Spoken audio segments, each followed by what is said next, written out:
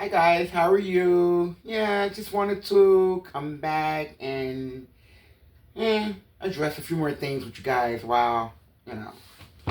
Anyway, I was at work. We got off work early today. It's 4:30, so I should have been at work right now, but we got off early and something happened with the computer system. Internet went down, so we stayed around for 4 hours and with nothing to do. Then they finally let us come home, so I was glad of that because me sitting in traffic every morning just on the expressway. There's just not the expressway anymore. It was bumper to bumper traffic. Like, ugh. But anyway, yeah, I'm glad to be home. I was kind of out of it anyway last night. Anyway, I didn't really feel like it being there. But yeah, I'm home now. And as I said, it's 4:30 in the morning, and I'm trying to stay up as long as possible. So when I do lay down, I'll be able to kind of maybe fall into the first phase of sleep. Like, no, I know I'm not gonna get in my REM sleep. The REM is not gonna happen. The REM sleep doesn't happen for me anymore.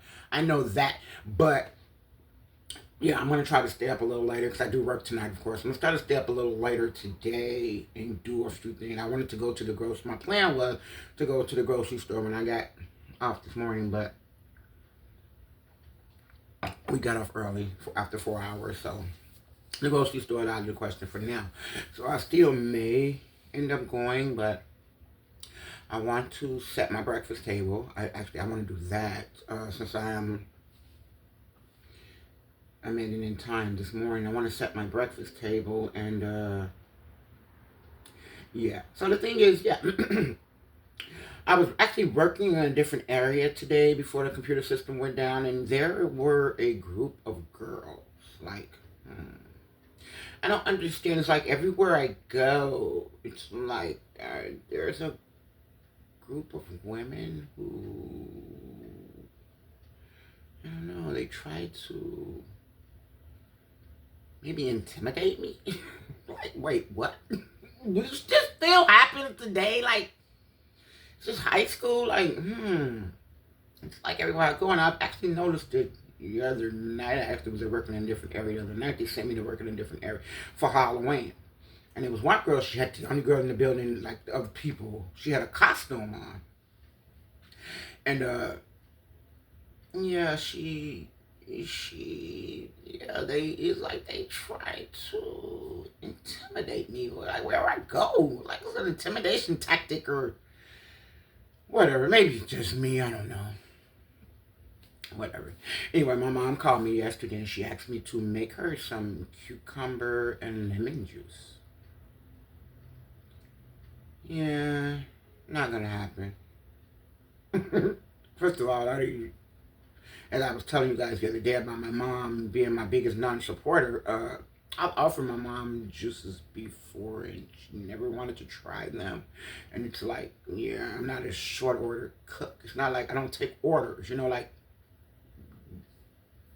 it's like the second time, like in the last couple of weeks, where she's like just ordered a different something. Like you've never shown interest before of the 100 juices that I've made and offered you. You never be like, yeah, no, not gonna happen, lady. But yeah, and my friend, she's my other friend, the girl that I was telling you guys about. And yeah, I want to say this: the I made the video the other day, and I'm thinking that I was making the video for my friends to get what. I think the video had like the last time I checked, the video had like maybe 40 or 50 views. Thank you guys, I appreciate that. And maybe two of my friends have watched it. Like, what the hell? You got this defeated the whole purpose. Like I made it for you. But the other people, thank you. I appreciate it. But the people that I was, just gotta have to direct you people to do everything. It's like, ugh. But anyway. It's so funny. It's so hilarious. I was watching another girl the other day, and she's a pretty girl. She's a big girl. You guys love her. She's an internet sensation. She's a big girl. And I saw her before on a YouTube short, and I passed her up because she was eating, and her thing is she eats food in front of the camera for you guys to watch. that was going against everything that I have going on for me. I'm trying to do the positive eating thing right now, and it's like I already have a bad enough relationship with food, and yeah, gluttony is a sin. I don't even follow that sin, but gluttony, you stop. But anyway, she's a beauty. She's a beautiful girl. She looks like a big. I had a Cabbage Patch doll when I was like, I had a Cabbage Patch named Helma. Her name was Helma. She was a black Cabbage Patch. They gave her name Helma. Like, who does that? But anyway, the people were making it. They were trying to come up with black names, but that was not a. But anyway, I had a Cabbage Patch doll, and she reminds me. I changed her name to Erica Nicole too. I put the papers in and everything. I sent them in.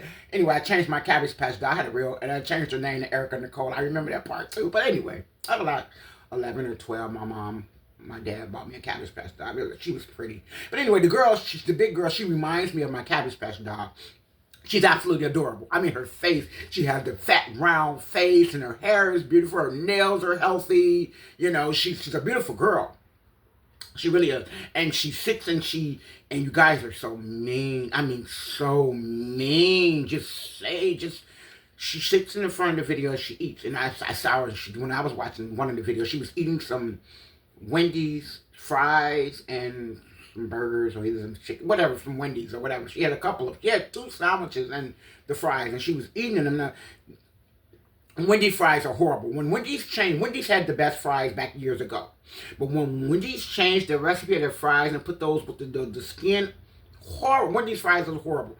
I've never eaten Wendy's fries. I know people who love Wendy's fries, and some Wendy's fries are horrible. They even look horrible. But she was eating them, and the way she was eating them like the best thing in the world. I'm sitting here like, damn, it looks good. When I was eating that garbage, I wasn't eating that garbage. Like, damn, that looks good. Like, okay, what else does she have? And the thing is, I get it. I get it. She has a great platform. And like I said, she's a pretty, adorable face. She's a beautiful girl. But when she opens her mouth, it's just, ooh, the words, the language. She's a beautiful girl. She's gotten bigger because I had to go back and check more of her videos and like now, yeah, her face has gotten bigger. I can tell she's gotten bigger, but she still has a beautiful face. She's a beautiful girl. So, okay, cool. So, and I get it. The eating thing is, the people, why she has, and she was the other day, she was saying, thank you guys for 1 million followers, and her husband was on there, and then like, I got something to say about that too with the husband. But anyway, her and her husband were on there, and thank you guys for the 1 million followers, and I'm like, oh, and they were happy, and I'm like, okay, cool, and I get it.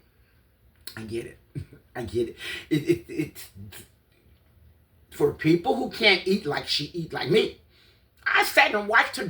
I fucking enjoyed watching her eat this garbage. Like, this goes against everything that I'm standing for right now. Today, I'm trying to do, of course, the whole food kick, and I'm sitting here watching her eat this junk food, and I'm like, damn, that looks good. You're like, what restaurant is that again? Like, like, I get why she has so many followers and why people like to watch. I get it.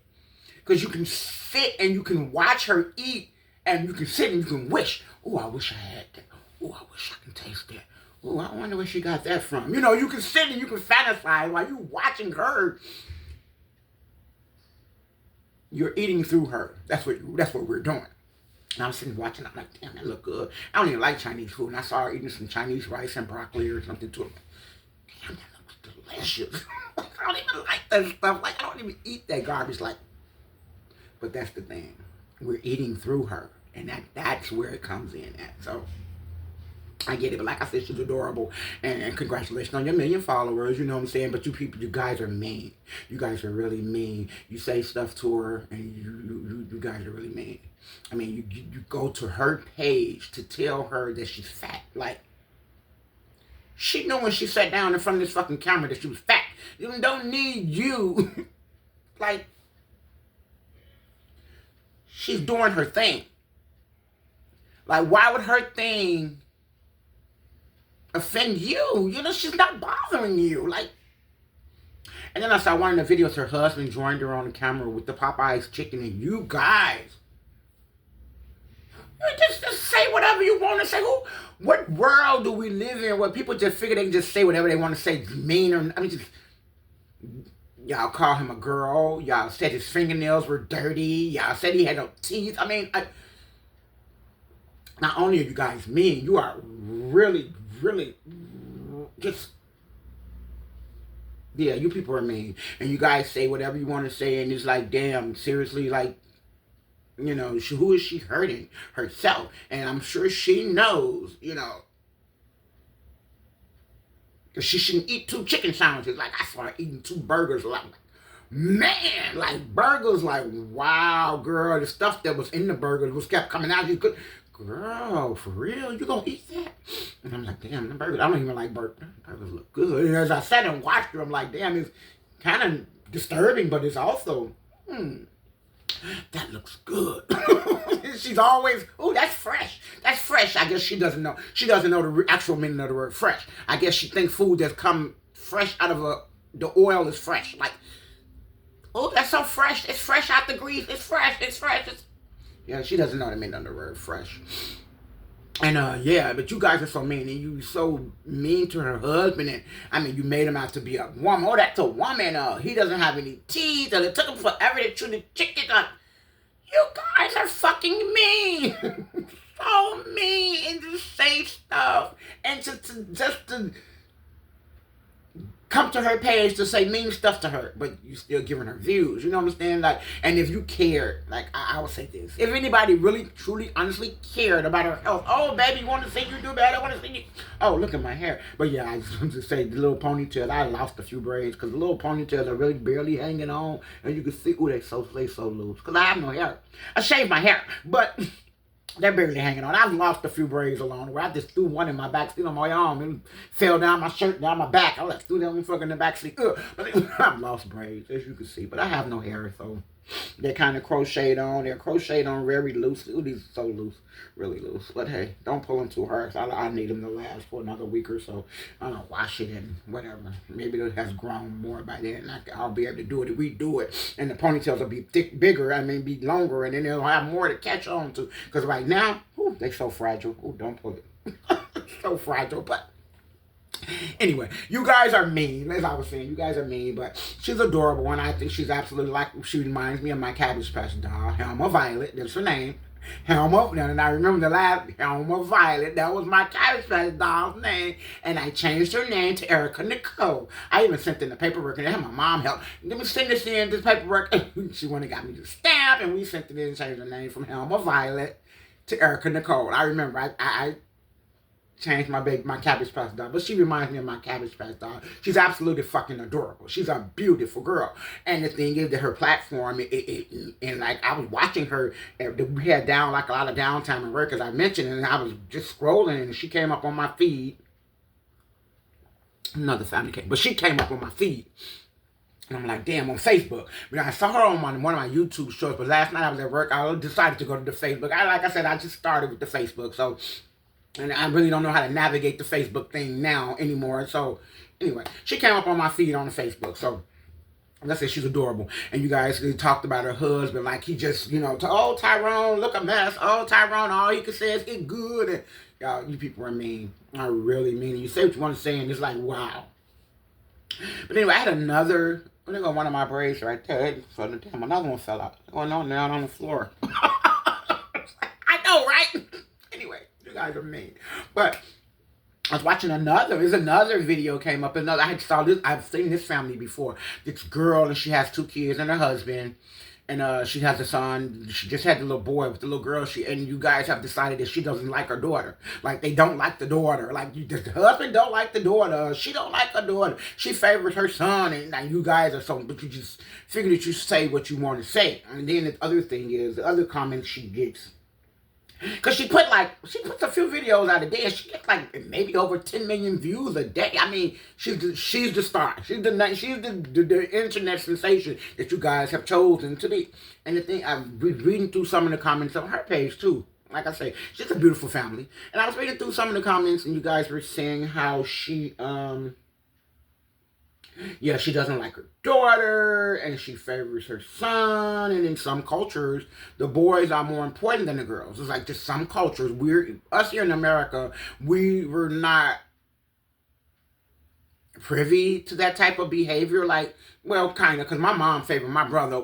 Anyway, whatever. Some parents, and I will say, favor some children over the other. So it's not a new thing. You know, like, oh, they don't like the daughter, and they always ignoring the daughter, and the little boy is, maybe because the little boy's a baby, like, I don't know, but whatever the case may be. You know what I'm saying? It is what it is. It's like she's not the only one who's ever. And then the other comment that really, really bothers me about these internet families and this stuff is these women, these grown older women would get on there and, oh, you are amazing, you are the best mother ever. Like, yeah, no. I was a mother too. I was a mother before she was a mother. You know, I'm not going to diminish my motherhood, you know, and diminish what I had to do. I took care of my house. Oh, y'all can see, y'all probably can see my kitchen table. I'm not going to show y'all my apartment. My apartment is a mess. And so the house, they cleaned and showed she's in the backyard scrubbing clothes. I'm not going to do all that. I'm not going to no. I'm not about to do all of that. I'm old. First of all, I'm old. Second of all, yeah, I got a laundromat. I'm going to go scrub the fucking clothes. No. Pre-wash clothes. And she just does that for videos, for views. Of course she does. Dragging clothes, and she has a wash machine to dry her in the house. I'm not going to do all that. But anyway, the women, the older women that, oh, you're the best mother ever. Oh, you're this. I'm not going to, no. I'm going to put anybody parenting or motherhood over my own. Because I did the exact same thing she did. I took care of my house too. I took care of my husband. You know what I'm saying? I did that. Well, 25 the whole year. So I'm not going to sit back and just try to make it like that motherhood and cleaning my house and cooking food for feeding my family and taking care of my home.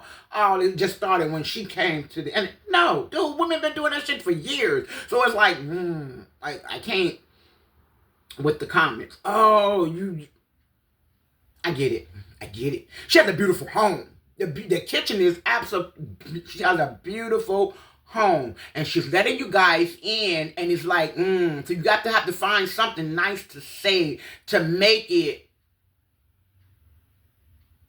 Yeah, I'm not gonna. She's a good mom, and she.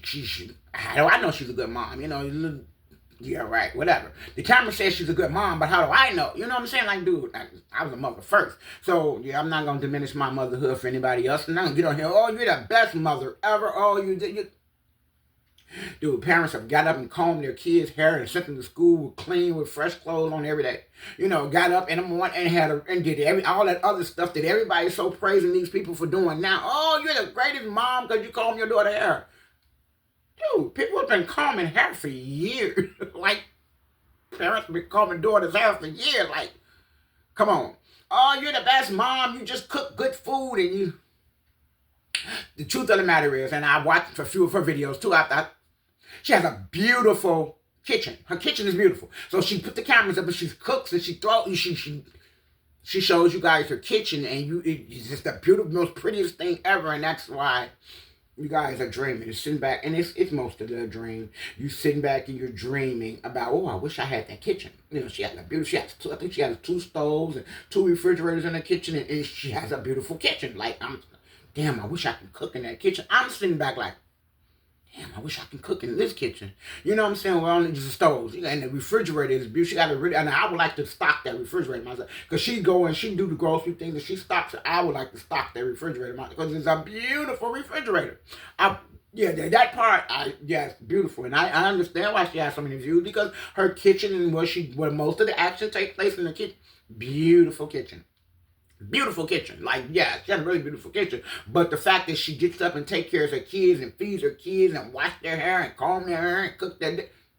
Yeah, mother's been doing that shit for years. So I'm not going to pedestal anybody about that because I was a mother too. I was a mother before she was a mother. So, you know, dude, I did the exact same thing. You know, it's the only difference. I didn't have a camera in my kitchen recording and showing it to y'all. Like, today, I'm not finna show. My apartment is a mess. I work 3rd shift, so I'm not gonna clean up like that. I don't clean up like that. I live alone for a reason. I live alone because I live alone. I'm not gonna get up. I did the housewife stuff, like I said, for a long time. But I'm not gonna clean up and just so you guys can see how clean I am and just steady wiping and I'm not. No, that's not true. That's not true to who I am. And like I said, I'm old. I'm not finna do that. I'm not finna clean up. I'm not finna show y'all my kitchen's so clean. I'm not finna screw up no wall. I'm finna do that. I live in an apartment. First of all, she lives in a house, so her house is her house, and she owns her house. I live in an apartment, so yeah, this is not my apartment. This is not my house. This is just my apartment that I'm renting. So yeah, I'm not about to be scrubbing baseboards. I'm not gonna be doing all that. That's just not my character anyway. I'm gonna tell you the truth anyway. I wasn't doing it if I had a house. It wasn't gonna happen. And I'm sure, of course, you guys don't see. She's not the only one cleaning the house. Like, she has a huge house, so of course she has. And if I can find a fucking maid to come in here who I think I might be trusting, I would hire a maid. Come in here every couple of, all I need is you for maybe a couple of days a week. Come in here and sweep her.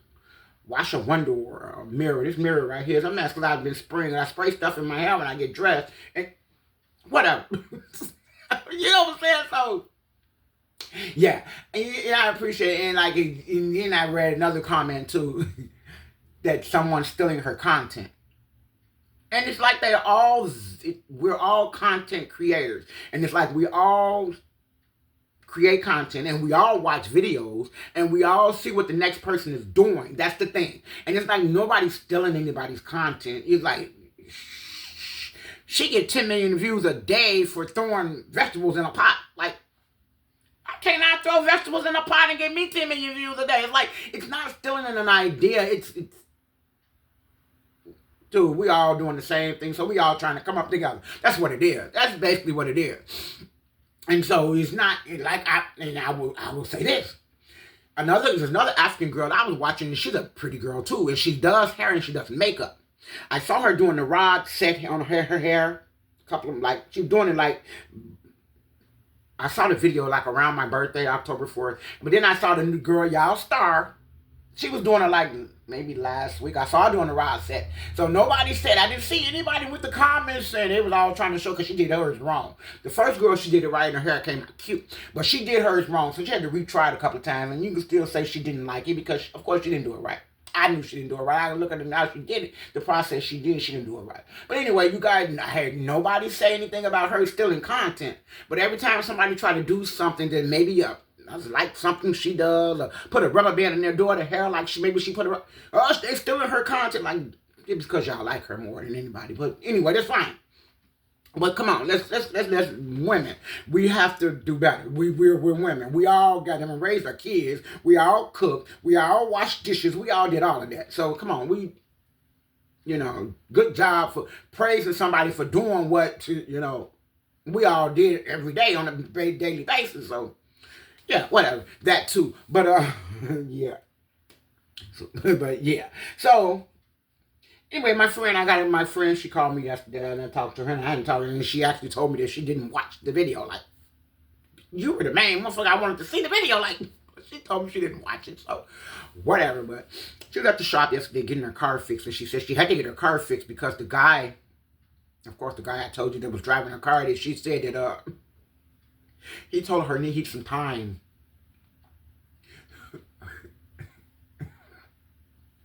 So she's in the car getting her car fixed, and she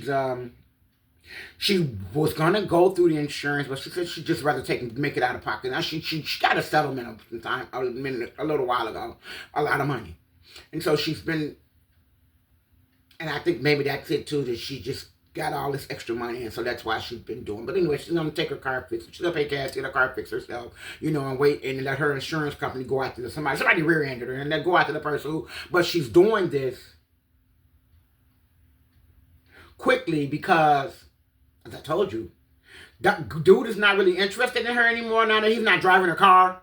And so I think she feels bad because, of course, he told her that he needed some time to get himself together. So she hasn't gone to visit him. So I'm going to give him some space. And I told her, basically told you in other words, that not to come to his fucking house. So leave the man alone and let him do. But she said she was over there a little while ago. And she told me, but it's always sunshine until it starts to rain. And then you'll get the real story. You guys get what I'm saying? Like, it's always everything is fantastic until something happened, and then people start telling you. Anyway, she told me she was over there a couple of weeks ago.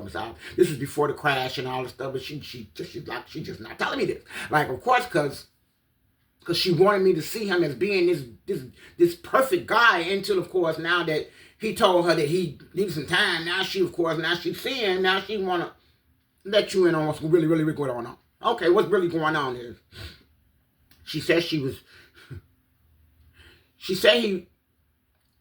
I should also mention that the guy is he comes from another culture.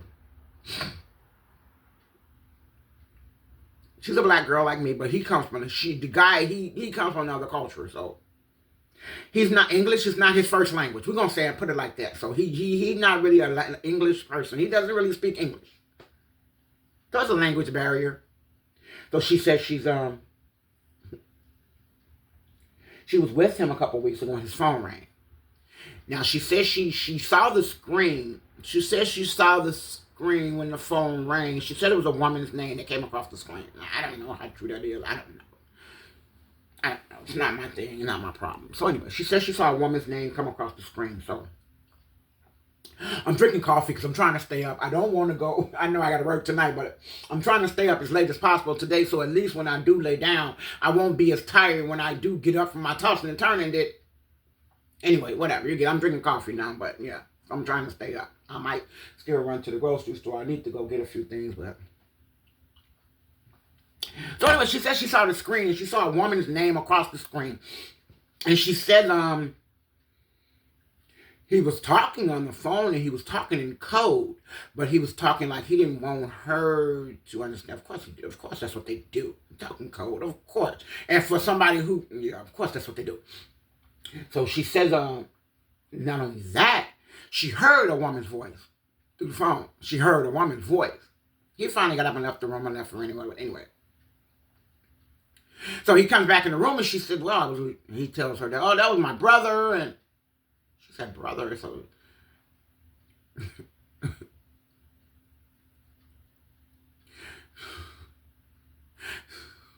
so you've already learned how to lie, whatever.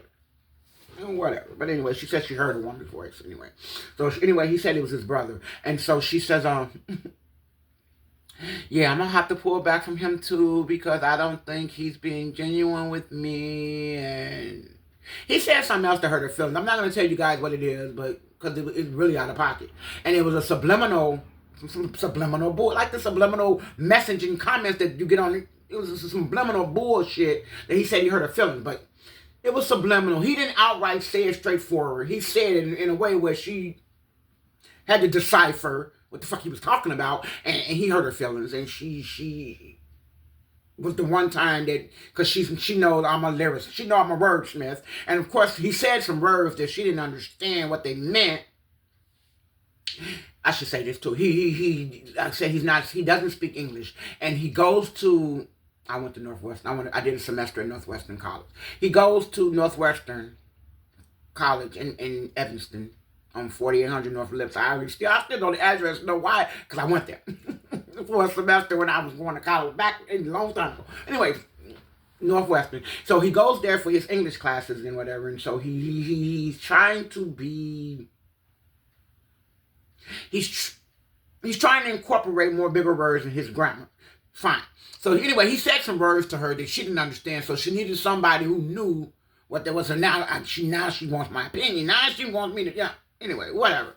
So he said something to her, so now she wants me to help her decipher what the hell he said. So anyway, I'm going to tell you guys what he said, but he said something that was really out of pocket. It was really, really, really out of pocket, and he hurt her feelings. So she says she's going to be pulling back from him. So I hope that will be the case. I hope that'll be the case because, yeah, he's a user, and he's just going to use you, and that's all it's going to be, and that's what they do. He's a user. But anyway, so back to whatever. But the guy that, he's mad at me now. So he told another friend that I'm acting funny, and he thought I had changed. And the reason he thought I had changed, and he thought, now I get why he came to me with that. And I'm trying to figure out why would he come and ask me to stay in my apartment while he dates some woman. Like, I don't understand. We don't even have that type of relationship. Like, I don't get it. But I made the mistake of talking. I talked to him maybe in December after I found out about my son's father having surgery. I talked to him around Christmas. He called me and wished me Merry Christmas and whatever. So I was telling him then how I was changing my life. And I was going on a whole food kick, and I was trying to be more, open to the younger generation of people, and I was trying to be more calmer, and I was trying to be, change myself, change who I was. You know what I'm saying? And I was trying to change. So I made the mistake of telling him that. So I guess this was his test. So now he's going to try to test me. Here he comes, 9, 10, 12 months later with the fucking test. And you're going to try to see how much of a change I've gone through, or whatever the case may be. But he's going to tell somebody that, of course, called me and told me that he said that he thought I had changed. I told him that I changed. Yeah, I changed, but I didn't become stupid. I didn't change into stupid. So, dude, don't. Now look at me. I'm going to go through a change. Still fucking fruit flies. Still, I'm so sick of them. I need something to get rid of fruit flies, period. I need a solution. And I keep saying I'm going to stop buying fruit, but I cannot not buy fruit because I have to eat fruit. Like, bro, whatever. And I have to live with the fucking fruit fly. You don't pay rent, but you always hear, like, whatever. I get on my nerves. Because if you put your glass down, they'll go right in your stuff. And it's like, ooh, they're so irritating. But, okay. Anyway. He went and told somebody that I won't let him stay in my apartment. And it's not like, you know what I'm saying, we haven't stayed together before. And, dude, we stayed together for maybe a half a day. Maybe a half a day. It wasn't even a whole day. It was maybe a half a fucking day. But then, whatever. I don't care. You can go tell my mama, dude. You're not staying here. Nah. The person that you was going to tell and running tricking to, how about they letting you stay in they fucking house? Like, dude, come on. You got the wrong sister. I am not her. But anyway. He went and tried to start some stuff and try to kick up some stuff, but he just don't know that I have changed, dude. I've changed to where...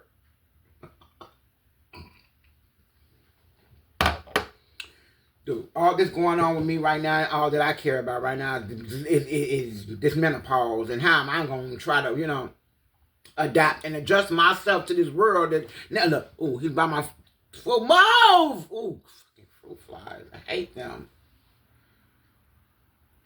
But yeah, how I'm going to adjust and try to navigate my way to this world right now, dude. Just like I said, I got a whole other battles going on, and I'm not the one for it. And you trying to force me to be something that I'm not. I mean,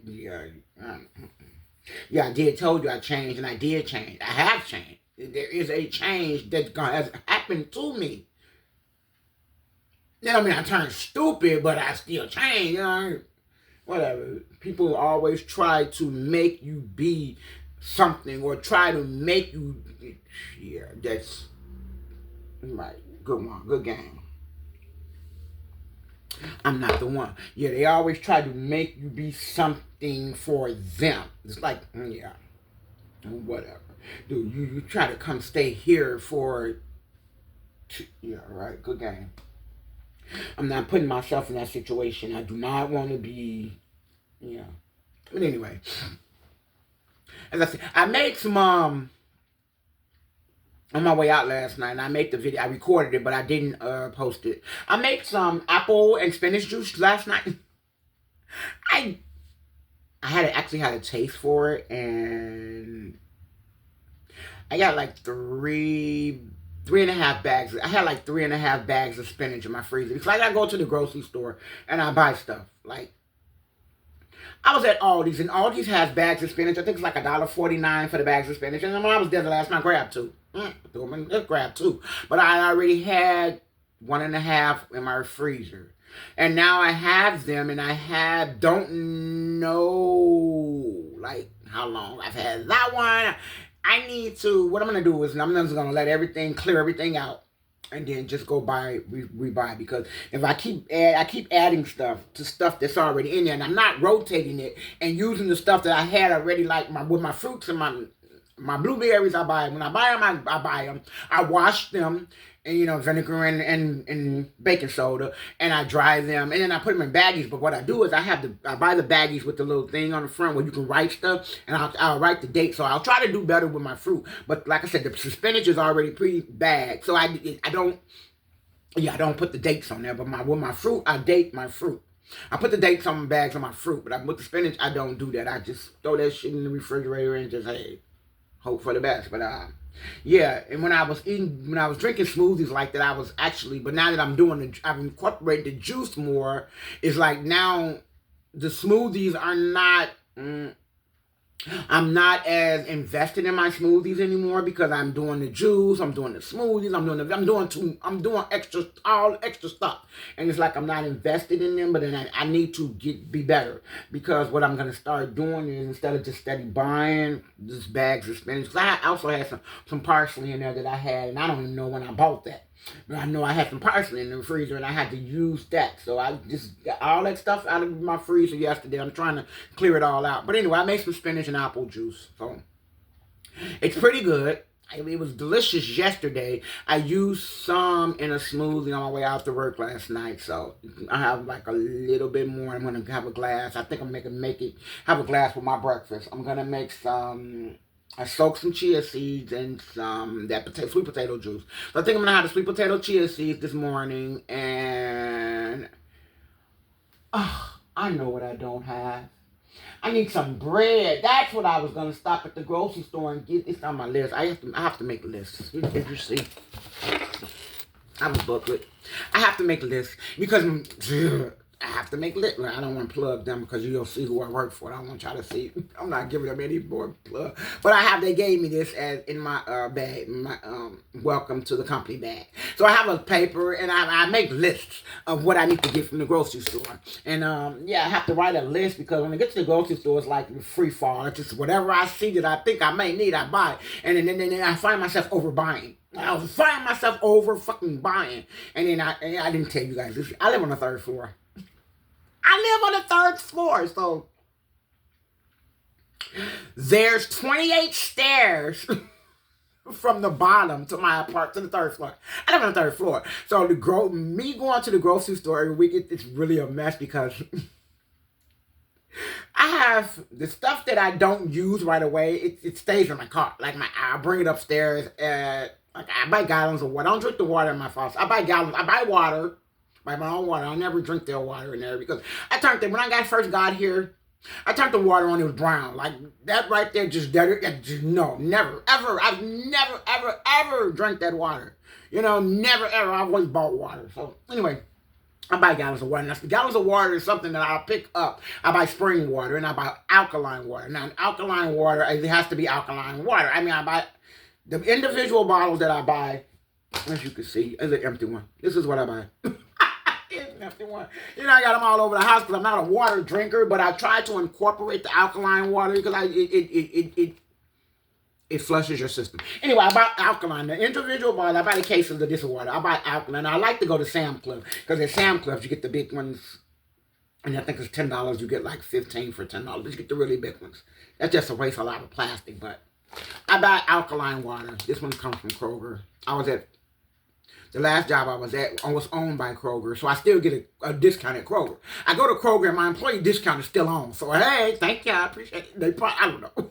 I get an employee discount, so Food for Less, Mariano's, Kroger, anything that Kroger owns, I get a discount at. So, I'm plugging Kroger, but whatever. My discount is still good. They might see this and turn my shit off. I shouldn't say anything. Okay, whatever. But anyway, I buy alkaline water and this, and then I buy the gallons of water. I buy spring water.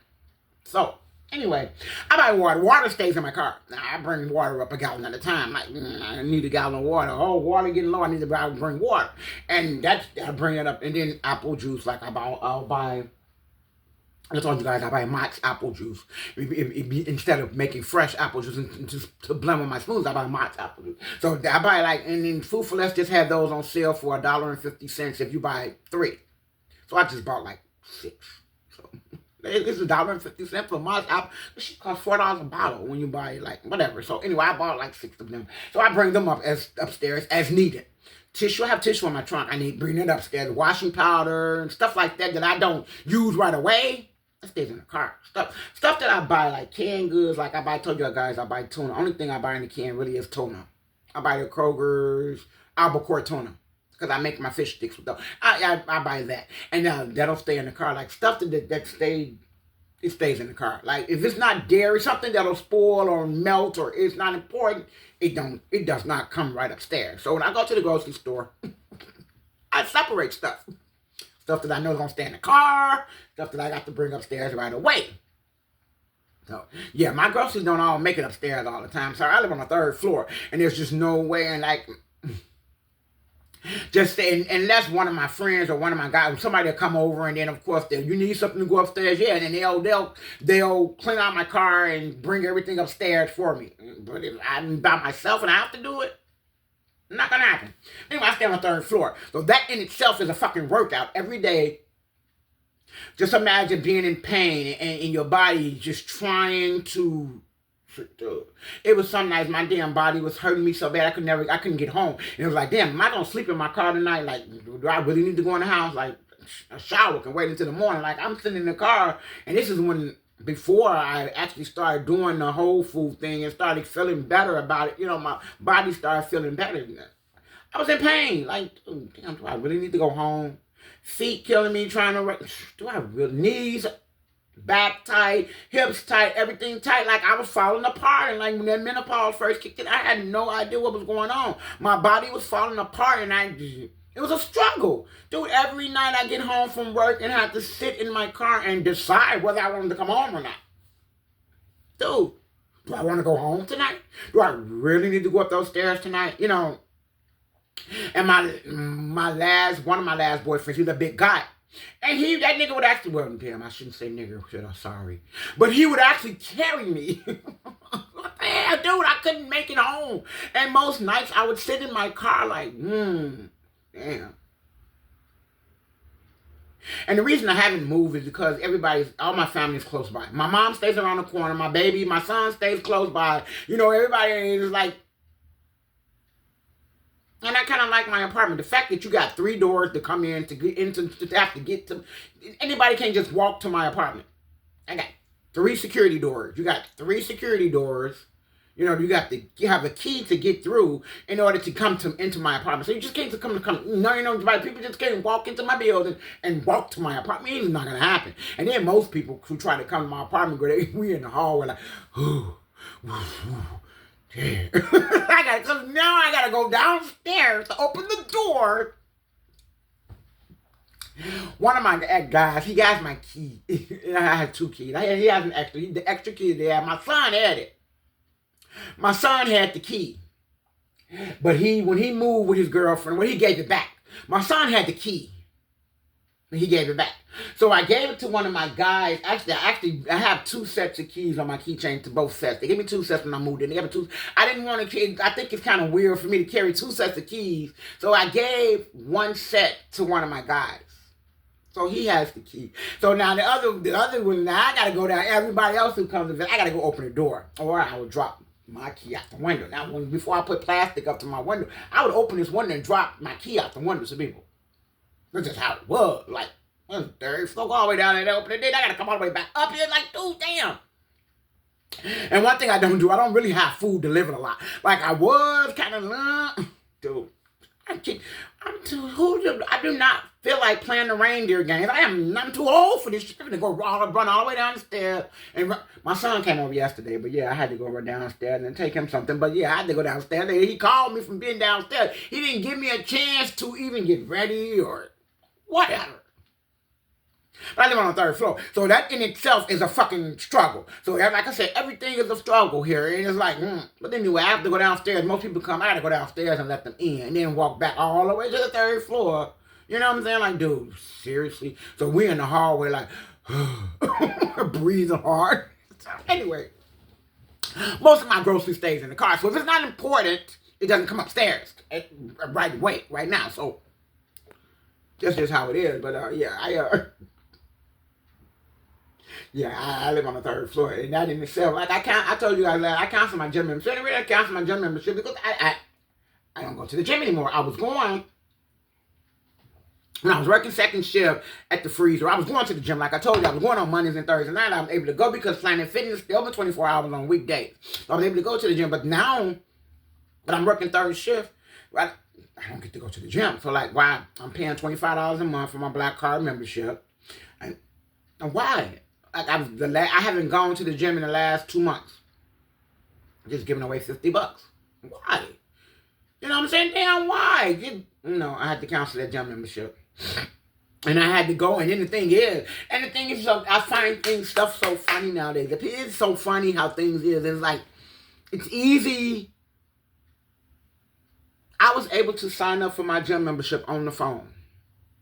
On my phone, where I went online to their website, and I was able to sign up for my gym membership. They let me do everything like that. But now that I want to cancel my gym membership, I got to go. Physically go to the Planet Fitness that I was going to the most, where they call it my home gym, because that's the one I went to the most. Because I have the black card, you're able to go to all the Planet Fitness. But the one over here by, closer to my job, was the one that I used to go to. I got to go all the way to the Planet Fitness to cancel my membership. I had to go in person to cancel it. Dude, and like I say all the time, it's easy for like people who steal your identity and hack your stuff and go and do stuff. And it's easy for them people. But it's so hard for you as yourself to try to handle your business and take care of your business. You know, y'all make everything so difficult for people, you know what I'm saying, who's trying to do the right thing. You understand what I'm saying? Yeah. Now, I had to sign my gym membership up to be direct deposit out of my money every month. So they automatically auto-paid out of my money, my bank account every month. You know what I'm saying? It's easy for you to get your money. You know what I'm saying? You go in my bank account every month to get your money faithfully. It's never been late, never have not been paid. But then you gonna send me through a whole, and then afterwards, after I canceled the gym membership, I went and canceled. They had me while I was there. The girl handed me a tablet while I was there. She told me, can you do the survey for me, please, right quick? And whatever, they asked, if you ever tried to decide to come back, would you come back to Planet Fitness, blah, blah. I did the survey. The survey for it. It was like 5 questions. I did the survey. Okay, cool, whatever. I got home. Planet Fitness sent me another survey to do. I ignored it. Planet Fitness sent me another survey, the same survey again. Like, I ignored it again. Like, dude, I'm no longer a member. Like, fuck is y'all harassing me for now? Fair exchange, no robbery. Everybody got what they wanted to get out of both sides. The contract has been fulfilled. It's over. Like, Antonette, we need your opinion on this. Can you please do this survey? Dude, I did the survey. Standing at the desk talking to the girl when she was canceling my membership. I did that survey. So now y'all gonna... No. So what it is, like I said, they got their money every month. They know I was a great customer because I paid them every month. You know, I was a good customer. I didn't go really and use their equipment. So, of course, they want to know what the fuck happened. Like, wow, this was free money we was getting. And now we need to know what we did to, make her cancel. And I didn't actually give them a specific. I let them know I'm working third shift and whatever. I just need to cancel. I don't have an excuse or why. I'm just going to cancel. Now y'all gonna try to make me mad. Yeah, no. I got other people got other stuff going on, and they ain't got time for all this unnecessary drama and garbage y'all got going. No, dude, just cancel the membership and let me go. So I had to finally unsubscribe from them because they just kept sending the same survey message to me every day. It was a fucking email every day about this. Do this survey. Yo, so y'all gonna make me do this fucking survey now? I think not. That's why I go roll. Sorry. But I digress. But I don't have any bread. So I can't make toast. Dad, I need bread. So there won't be any toast for my chia seeds this morning. It's gonna be eggs. I think I got some. I got some apples. Wow. I got some Greek yogurt, of course, and some cottage cheese. I think I could make some. Put some honey on that and make some. Because I don't. Ugh, this fucking fly is bugging me. He's trying to get in my coffee. Irritate me. I didn't really want to hit him. I didn't really want to put him on my hand, but he bothering me. Keep seeing him. But anyway, I don't have any toast, so it's gonna be breakfast without toast this morning. Oh gosh, I don't have any toast. I enjoy eating toast. Dude, I don't have any toast. I need toast to wash. Ooh. no toast this morning. So, yeah, I'm going to have to do the, I don't have any toast. Yeah, it's going to kind of bother me. Food for Less opens at 6. Maybe I'll run to the grocery store right quick and then come back and set the table. Because I need some toast. It's 5:20 now, so I have some time. I think Food for Less opens at 6. I need a few more things, so I think I might run to Food for Less and get some toast right quick. Before the people get up, too. Because that's why I didn't really want to go to the grocery store either. Because yesterday was the first. Today, just, yeah, I didn't want to go, but I need some bread. Dang, I need some bread, or do I? I actually need some other stuff from Aldi's because I can use some more raisins. I actually need some other stuff, so I should probably just wait until I get off work tomorrow. It'll be Sunday. And then the grocery store won't be so crowded when I get off in the morning, and I can go. So the Jewels down there when I get off the expressway. So Jewels, Jewels has great produce, but Jewels is so expensive. Who the hell can afford to shop? Who shops at Jewels anyway? Jewels is so high now. I mean, Jewels have always been high, but today, prices everywhere is ridiculous, but Jewels has gotten extra ridiculous, I'm just rambling. But Kroger was supposed to be merging with Albertsons, Jewels. They supposed to be merging. And I was sitting back and I was waiting because, like I said, Jewels has the best produce. And I was sitting back when I was working at the Kroger's company. I was waiting for them to hurry up and merge so they can put my discount in Jewels so I can actually go to Jewels. Jewels, I have the best.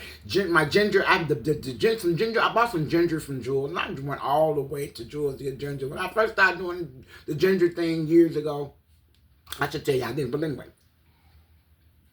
Jewels has the best produce. So I went to Jewels and got some ginger. And it was the best ginger I had ever tasted. And I could never find that same ginger. And as I said, ginger is important in my life. I mean, ginger is important in my life. And it's something that got my skin looking like this. And whatever got my skin looking like this, I'm going to keep doing it. So I try to keep doing what I'm doing. But anyway, I didn't tell you guys this. This is funny. And now I'm talking about the ginger. Okay, a couple years back. I say it wasn't a couple years. It was before I moved in here. I moved in here in 2000. Me and my guy, we separated. Been separated for 7 years. So, let's say 8 years back. Yeah, let's say about 8 years back when I started doing the ginger. I was doing ginger about 8 years back. I started doing ginger, drinking ginger tea every day about 8 years ago. I'm going to tell you why I did it. Because I went to the doctor, and I went to my doctor, and I had a yeast infection. I'm like, what the hell? I had a yeast infection back a long time. I think I was 20 years old. I hadn't had a yeast infection in years. So anyway, I went to my doctor about 8 years ago. Dr. Ahmed, he's my doctor, a cool doctor, but he finally retired, but okay. And he was my doctor, he was my son's doctor all those years, but Dr. Ahmed. So I went and he did the pap smear, he did like, you got a yeast infection. Like, Dr. Ahmed, you know I ain't never, like, yeah, you get older, you know, yeast, whatever. So I did yeast infection. He gave me a pill or whatever, the thing that's supposed to make it go away in 1 day or whatever. Anyway. Fine, but as he was doing the pap smear, he said, I think I feel some fibroids. So he found fibroids. Of course, it's common in black women, and plus my mama had been. It's common in black women, and not to mention the fact that I was 4 years old with a perm. I mean, 4 or 5 years old. I had 4C hair, and back in that day, it was. I grew up in the 70s, so back in that time, it was much more probative, as if everybody had straight hair. You know. Anyway, they was passing the creamy crack off for everybody. So anybody, I had perm when I was like 5 years old. My mom, she couldn't comb my hair. I remember the straightening comb and the burns on my ears and the burns on my neck because I have 4C hair and it was really nappy and she wasn't equipped. She didn't know how. Like today, the women know how to care for their kids' hair and the 4C. The parents back then, they didn't know how. The water bottles and leaving it wasn't. We didn't have all that stuff. We didn't have it. It wasn't available for us at the time. So my mom, the creamy crack. You so silly. The creamy crack. All that shit took over America. Took over the black communities. But anyway, the perm. The perm.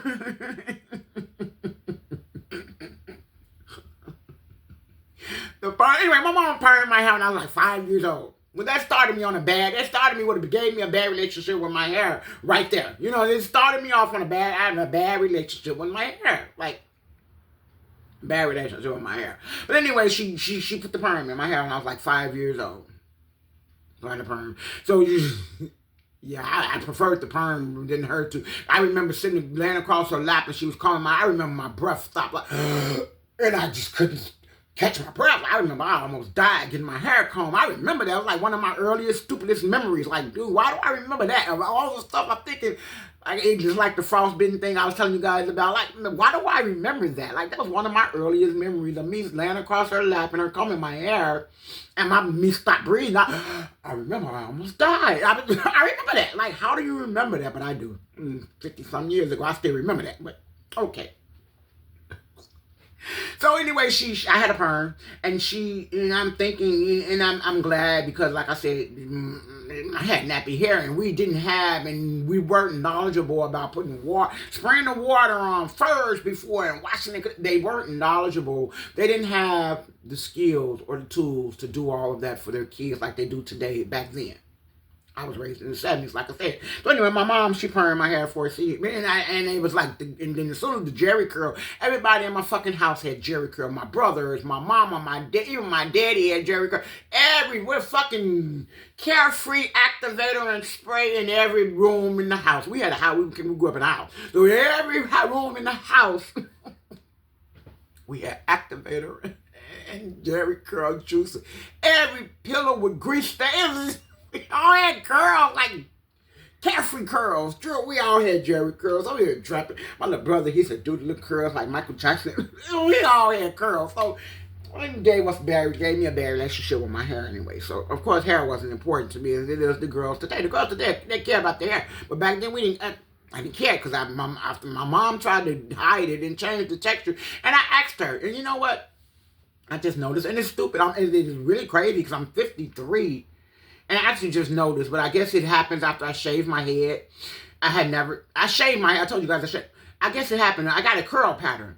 And I'm asking my mom, like, and of course, and I'm doing research on it because of course I had to always have this natural curl pattern. But by her perming my hair at an early age, the curl pattern, she destroyed it. It disappeared. But now that I've been natural, I stopped perming my hair myself about 2000. I stopped using perm about 2000. I went natural in about 2000. I was tired. The thing, why did I go natural? It's because of the micro braids. Back then micro braids were the braid. They were charging $200 for micro braids. I was getting my micro braid every 2 weeks. Every 2 months. I was getting my shit every 2 months. It's micro braids, different style. I was working. I was making good money. And then, I was paying for micro. Like I said, I didn't have to work, but I was and I was making good money. And I went and got a job, and I didn't even try to get a job. And how did I get that job? My cousin, she was going to get a job, and she needed transportation to drive. And I drove. Instead of me sitting in the car waiting on them to go through the orientation or whatever, I went upstairs with them. And then anyway, might as well fill us out anyway. Like I said, I didn't have to work. But I ended up with a job by mistake. Mistakenly ended up with a job. But anyway, I only stayed there for a minute. But anyway, I had a job.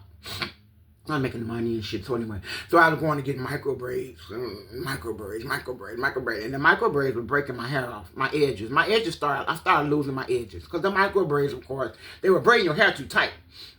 And anytime you come from the braid shop and get a spray bottle with alcohol and spray your scalp, that shit was too tight. And that's what we suffered through. And that's what I want to say. I would say we, because me and my sister too. My mom too, she went and got some micro braids and had to spend all night. And then my mom took that shit out the next day. She wasn't going through it. Shit was killing her. She took it out the next day. She wasn't me. I'm $250, $200. I'm not taking mine out, man. You're going to suffer with this. But my mom, she took that out. The next day, she don't care. She took it out. This is hurting my head. But anyway, spraying alcohol on our scalp and stuff. That right there let you know that the shit was too tight. But that gave my mom with the perm, it gave me a bad relationship with my hair. And so, of course, didn't care about my hair. So as I'm going back to the micro braids, like, I had one style. And I remember the day that I just damaged my edges all around. I did it. And like I'm saying, everybody will get on social media now. Alopecia, this, dude, my edge is gone, and I know why my edge is gone. My edge is burned up, and you know why? I know why my edge is gone. I know the day that I ripped my edges out myself. I ripped them out. I did it myself. I did it. I did it. I know I did it, but I was there. I did it. But anyway. Yeah, I called myself, yeah. I was with these girls at work, and it was Mother's Day, and we made plans to go out. I had some blonde micro braids, and it was time for them to be done. And the Saturday before Mother's Day, all the shops were really crowded. And so I called myself trying to beat the rush by taking the micro braids out of my hair and then myself. I got off work. I was working. I got off work. I can't remember what time. But anyway, I called myself going to beat the rush. And I took my hair down myself. And when I took my hair down, I didn't take the time to get, you know how the hair balls, I didn't take the time to go through and break it up and I put perm on top of I didn't comb it out when I took the micro braid down. So it was all still balled up.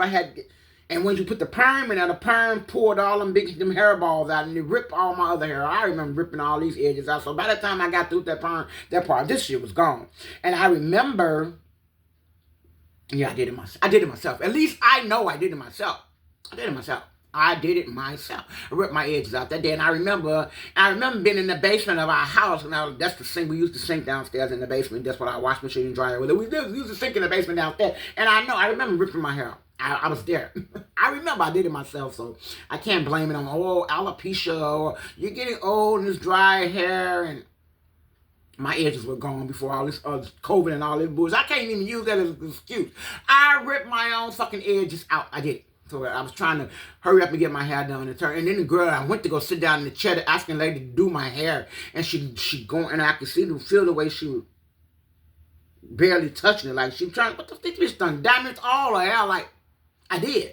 Because I put perm on top of it. Instead of taking the time to detangle, I was trying to hurry up and get my hair done so I can meet these chicks to go out for Mother's Day the next day. So I had a lot of stuff to do. I damaged my own hair. But anyway, I had ripped the hair balls out, the shit that was matted together. And instead of me taking the time to take it loose, I put the perm on top of it and then just called myself going to comb it out with the perm and then ripped out a lot just ripped it out. Like I said, the fact that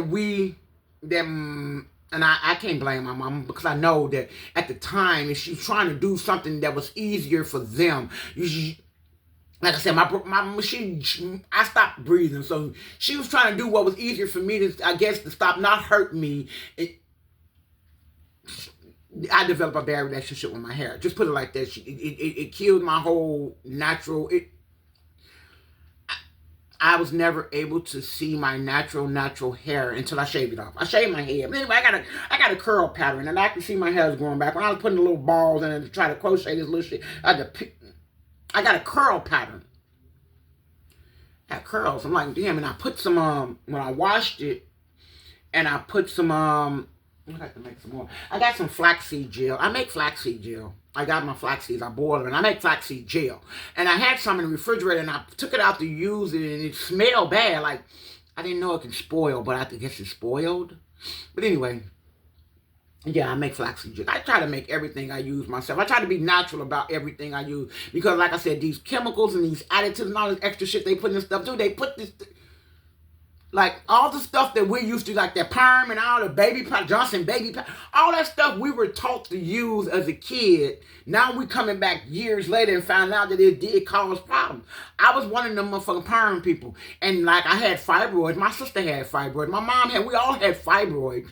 And I know it's prevalent with black women. It's something that black women, they say, it's something that black women that, I think they said 75% of black women are going to have fibroids in their lifetime. I think that's what I think that's what it says. Like I said, anything that happens to me, or I do research. I mean, I told you I was a creative person. So a creative, I got to find out, I have to be knowledgeable on shit. Stuff that happens to me, I need to be knowledgeable. I need to learn out and figure out what's going on. But anyway, they said the perm is caused the fibroids.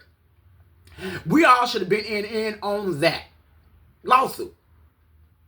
that the Johnson & Johnson baby powder causes cancer. We were taught, my mama taught us, we would put Johnson baby powder on our body. Especially in the summertime, you put it down your pants, you put it down your, you put Johnson baby powder because it was supposed to keep you cool. And but everything we were taught to use back then was, now we're finding out this is no good for us. Like, but yeah, my mom permed my hair, and then we had the Jerry curls, and then, dude, yeah. So I had a bad relationship with my hair. As of today, I still have I have a better relationship now since I've shaved it. It's like I feel more freer. Now that I've cut my hair off, it's like more freer. It's I've never shaved my head before, and like, dude, it's more freer. I feel more freer. Like, I feel more freer. Like, all that bad spirits, all that bad juju. And I remember sitting in the beauty shop when I was a little girl, and the lady doing my hair for Easter, and I remember sitting there, and she burned my ear with the straightening comb. I remember she burned my ear. Like, dude, this is really a thing? So everybody who's gonna straighten my hair gonna burn me. Like, dude, I hated straightening combs. Like, what the? Yeah, no. Straighten, iron, curling. I was never in the heat. I thought, like I told y'all about the frostbite in my hand. I do one thing, you get me. You won't get me again, but I was never one with the heat. And I see the people with the heat protection. And dude, I was never one with the flat iron me. I was never one with the, none of that. None of that. Because the straightening comb terror, I had already traumatized. I was already traumatized from the straightening comb. I was actually traumatized when my breath stopped and my mama was combing my hair. The hair was not a good thing for me. Just put it like that. It was the cause of a lot of trauma for me. So I'm guessing when I cut my hair, it freed me from a lot of it. I think that. And I was wondering, I had a calm over me. It's like a calm that came over me, like, and I could never put my finger on it. That could be it. I cut off years of trauma. You see how therapeutic this shit is? I encourage everybody to do this. This is so therapeutic. But that's what happened. I got rid of the trauma.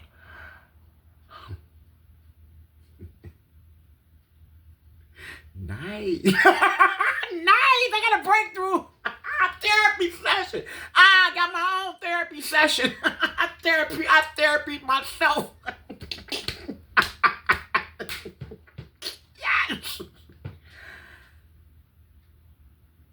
I had a breakthrough. Look at my face, y'all. This shit is natural. It's not like I'm acting like, wow.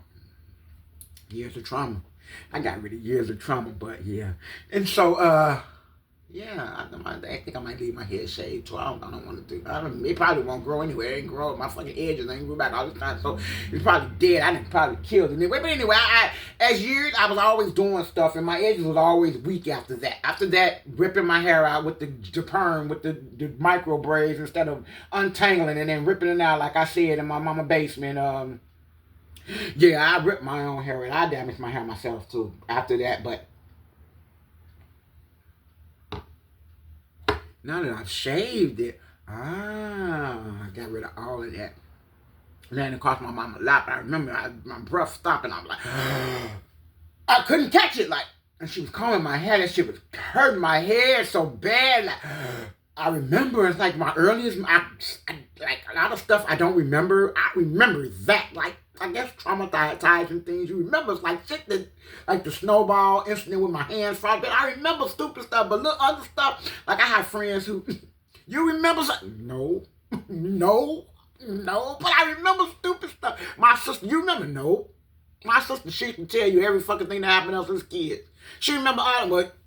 She used to, because now she's getting older. She fucking Alzheimer's. She got menopause brain too. She just, she's not remembering anything. Her memory is shot. But my sister used to be on it. She doesn't remember everybody we went to school with his kid. Oh, that's such and such. We went to school with him. Oh, that's such a way. You remember he was the gym teacher at this school. She knew all that shit. Me? And it's because, and it wasn't even that I was a fat girl growing up. So fat wasn't cute when I was growing up. So the kids pretty much made fun of me. I wasn't really one of the cool in-crowd kids with the rest of them.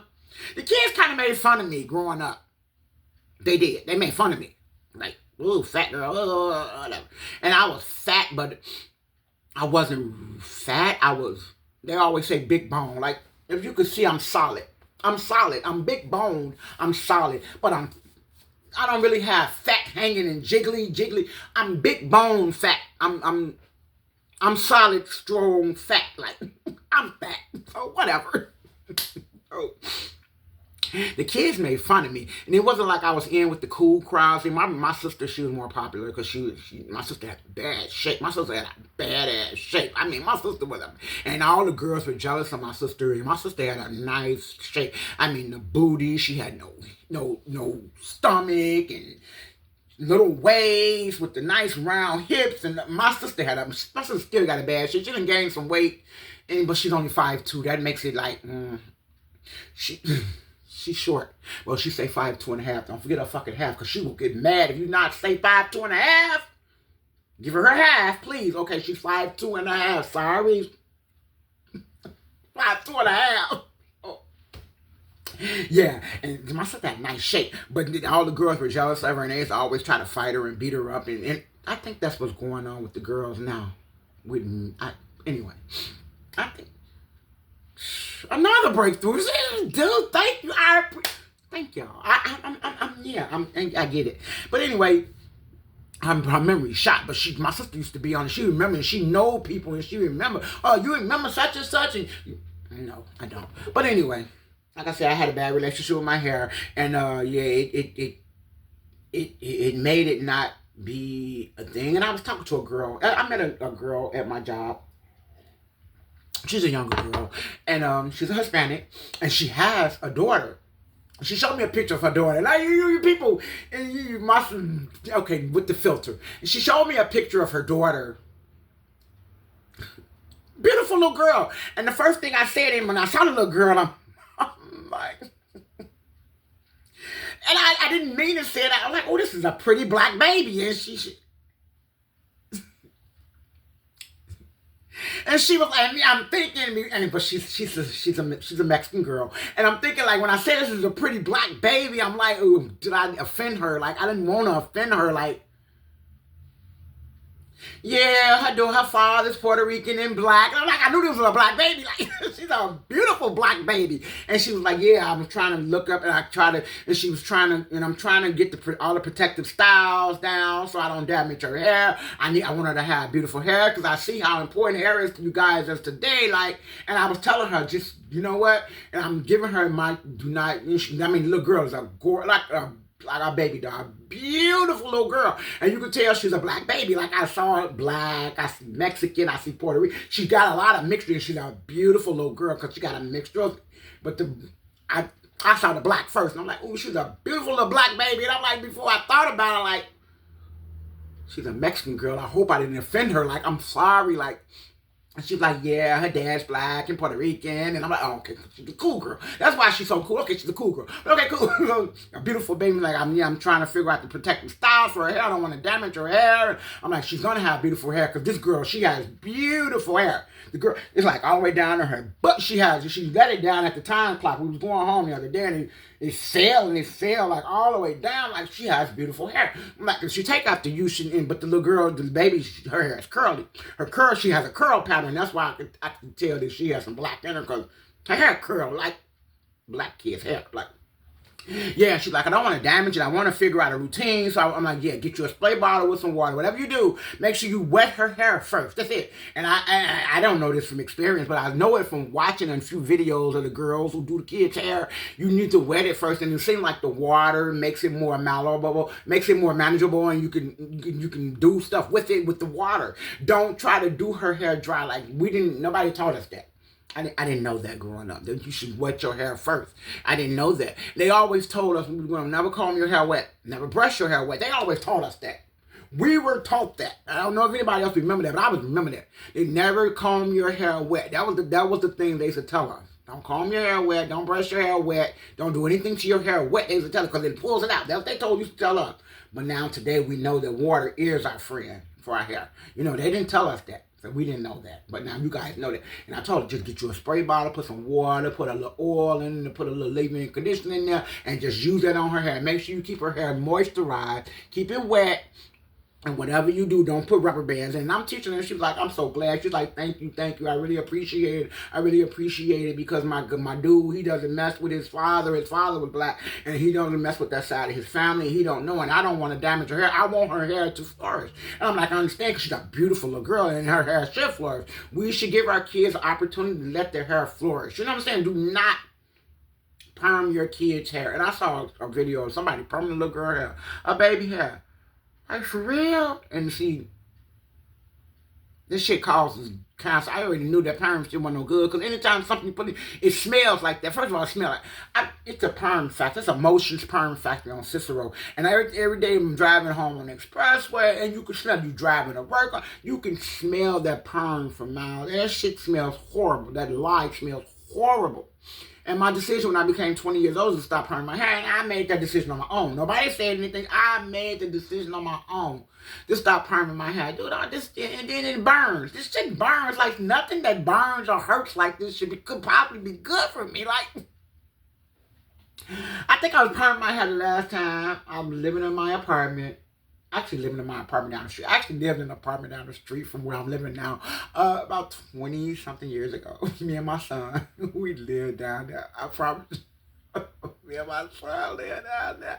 And his dad came because his dad was a traveler. He traveled and he worked traveling. So we moved first before his dad came. But his dad came. His dad finally came. But we lived down there. And I remember standing in the mirror, perming my hair. And yeah.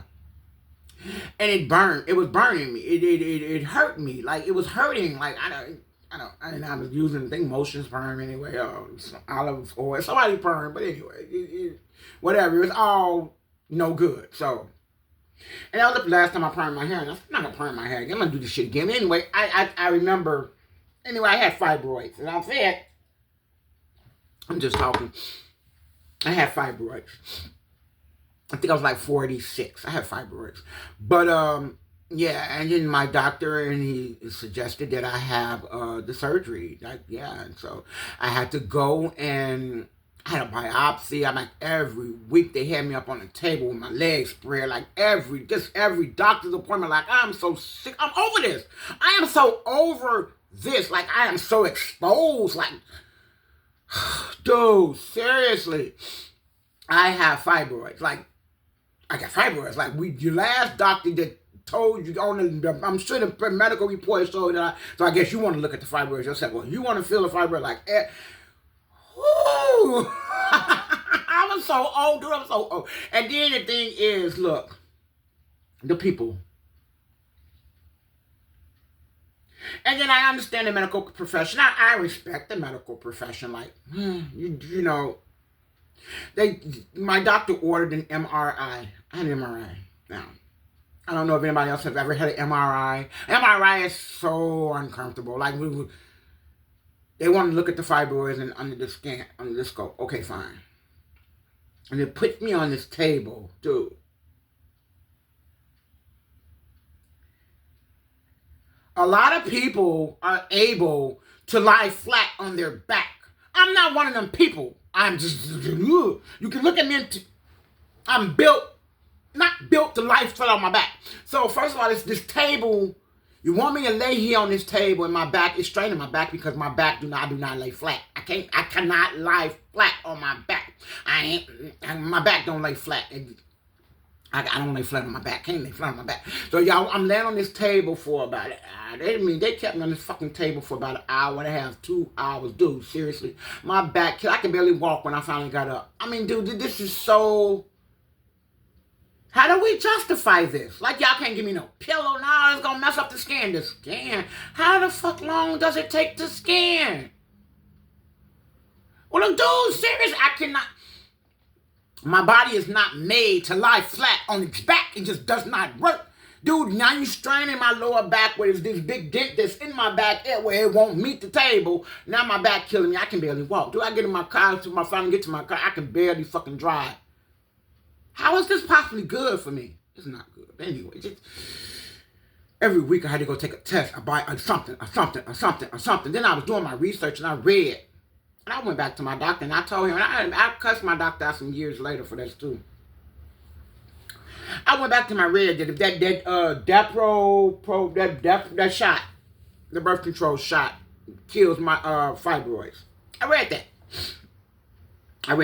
And then I'll tell y'all guys something else funny about that. But I read that. So I went to my doctor and I'm like, dude, this birth control shot kills fibroids? Like, yeah. Why wasn't that the first option that you offered me? Because you're older, and dude, if it kills the fibroids, instead of me have to go through unnecessary surgery, surgery, dude, I don't trust y'all like that, first of all. Y'all cut me open on the table and surgery. So anyway, now I don't want to give you that because you're older and it. Are you kidding me, man? Right. So he didn't want to give me that. So he's going to make me go through training. So anyway, in the process of me going through surgery, preparing my body for surgery, because I've always been told I was anemic. So that means I don't have enough blood. So my thing is that I'm anemic and I don't have enough blood. I'm going to need a blood transfusion. And of course, with a blood transfusion, y'all already know the scares that we grew up with in the 80s with blood transfusions, right? So this is all that's on my mind. Like, damn, I'm going to have to get a blood transfusion. So what I'm going to do? So I'm thinking like, I'm going to start donating my own blood so I can be my blood transfuser. Like, I can use my own blood to transfuse myself. Like, they won't let me do that. I don't understand why, but at the time, they wanted me to do that. Like, I need to get blood. But I need to get blood for myself in preparation for my surgery. Nah, we can't use it. That's not how it works. If we get your blood and somebody needs it, we're going to have to. No. I want my blood for me. Motherfucker, I'm finna go to surgery. I want something might happen to me. I got a son. I got to take care of my baby. They wouldn't let me save my own blood, which I tried. But anyway, but now I know they let other people say their own blood. I've seen it. I've read it somewhere too. So y'all didn't think I was smart enough to know that I wanted to transfuse myself. So they don't want whatever. So now I'm scared. I might have to have a transfusion. So, dude, I know I ain't got enough blood. Because I've always been told I'm anemic. You're anemic. So now I'm thinking like, damn. So now that's when I started with the ginger. I was drinking ginger religiously. Every time I wasn't drinking water, I was just drinking ginger. And just drink ginger. And my diet consists of raw broccoli, raw spinach. That's all I was eating for about 7 months straight, every single day. Now I might stop on my way to work to get me a chicken breast or something. Burger King sold chicken breast for $1.49 for a pack. I would go stop and get me a chicken breast. So I'm trying to switch it up. All I was eating every day, every single day, for every single meal. Fresh broccoli, nothing was cooked. Raw broccoli, raw spinach. That's all I eat. I was on a raw diet, and I didn't even know about a raw diet. I wasn't even thinking about a fucking raw diet at the time. I wasn't thinking about that. Thinking about building up my blood. I won't need a transfusion when they go give me this surgery. Dude, I need. Oh my God, I need to build up my blood. That's all I'm thinking about. So I'm drinking ginger, and I'm eating broccoli and spinach, broccoli, ginger. Oh, that's all my life. Everything consisted of. I didn't want anything else. I wasn't eating nothing else. That's all I was eating for about 7 months straight. And in the meantime, I'm still going to take this test, like something MRI, laying on my damn back, all kill him, hurting my back, straining my back, a biopsy, or pre-opsy, or in-opsy, or whatever opsy, all type of opsies. Every week, somebody was pap smearing me. Like, I'm so sick of my legs, my damn legs ain't gonna ever close again. Like, dude, seriously, but anyway. But you know what else? I'll tell you something else, too. What I know is about that, too. I had Blue Cross and Blue Shields through my job. I had a good insurance. Yeah, I had Blue Cross and Blue Shields insurance through my job. Every week they send me for a test. Now just imagine if I didn't have any insurance, I'm sure I wouldn't have to take all them for that. It wouldn't have possibly been. Yeah, they're gonna test me to death. Then they're gonna try to send me for a mammogram with fibroids, dude. What does my titties have to do? I'm not going to do the mammogram. I'm not going. First of all, I'm not going to y'all smash my titties. No, I'm not going to do that. I did that already. I'm not finna do that right now. So we worried about something else. Like I call it uterine dysfunction. Now my doctor looked at me, uterine dysfunction? You're making up words. No! My uterine has the dysfunction.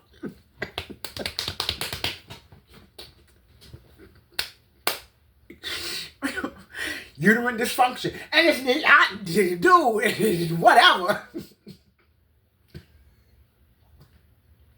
So my doctor, he's got a uterine dysfunction right now. Uterine dysfunction? Miss Walker, you making up words again, dude. That makes sense though, don't it? Yeah, but I bet y'all probably using that motherfucking term right now, uterine dysfunction. Yeah, I had a uterine dysfunction when I had fibroids. So anyway, it all started with a fucking yeast infection, dude. If I had never had that yeast infection, I never knew about them fibroids. But anyway.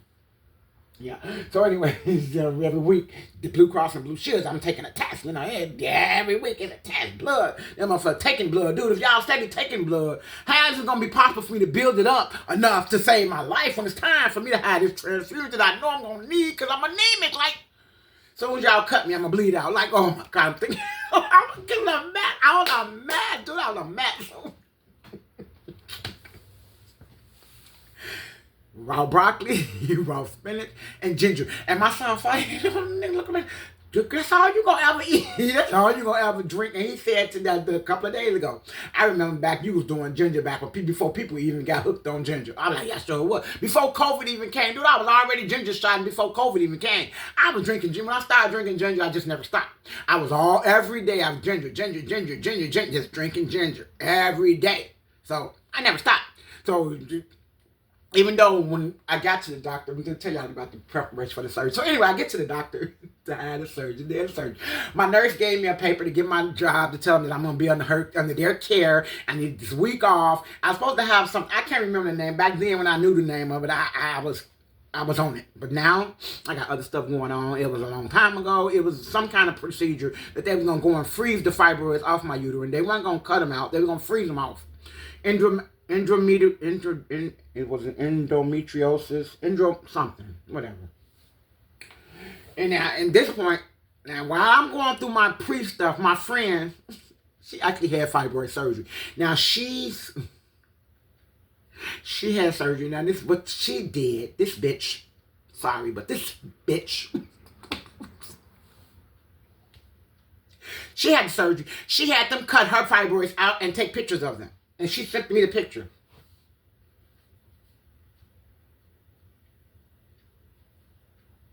She sent me the pictures, dude, with of the fibroids that's cut out. She sent me a picture of the fibroids when they cut them out.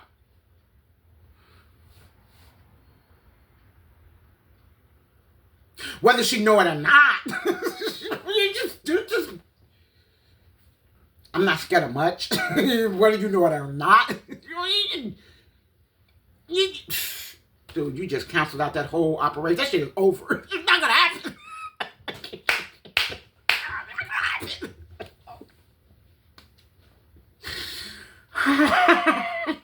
She had about 15 fibroids they moved, and some of them was so big, like, whoa, great. I think I got them in the phone, but I don't want to, no. Ooh, I think I might delete it. Just so I hope I did. Why would I keep that? I probably. Some of them were little. They had them lined up by size. And the lab, they took like 15 fibroids. I mean, she was out of work for like 6 weeks. And yeah. She had a really, really big stomach. She's little too. She's about 5 foot tall. So I'll give her about 4'9", 4'10". And she was really little, but she had a really, really big stomach. And it's something. And we all knew it was something. We all knew it was something other than just her being with a big stomach. It was something. But anyway, she had these big fibroids inside of her. And they took them out and she sent me a picture of the shit. And yeah, she sent me a picture. And like I said, I told her. And it took her a while to get back together. And once she got back together, it was okay. But she was okay. But yeah, she don't know she's the reason why I didn't have my surgery. Well, subliminally, I must say. But I went to the doctor. My mom, my sister, we went to go take me to the doctor to do the surgery. And I had my Blue Cross and Blue Shield card, of course, in my wallet. But what I didn't have, with my insurance, I had for surgery, I had $1,000 deductible. So what I was doing is I had a PayFlex card, and the PayFlex card is what the money that I was putting on there, they was taking out, that I was able to use for other stuff. Like I can use it for eyeglasses or for dental, or I can use it for my deductible for my surgery. I had like $2,400 on the card at the time. So anyway, whatever. I didn't know this until I got to the doctor. Anyway, I had my Blue Cross and Blue Shield card, of course. So when I got to the hospital to go to Mount Sinai, I was born there, and I'm like, damn, I was born here. Maybe I'll die here. Like, oh my God, yes! This is what I'm scared. It's surgery. It's surgery. I'm scared. Like, my uterine dysfunction I'm scared. So, I'm like, damn, I was born here and I'll die here. I was just telling my friends, and they're like, no, you're not going to die. You're not going to die. But it makes sense. Like, damn, full circle like a motherfucker. I was telling my sister, my mom too, full circle. So we stepped on it. Full circle.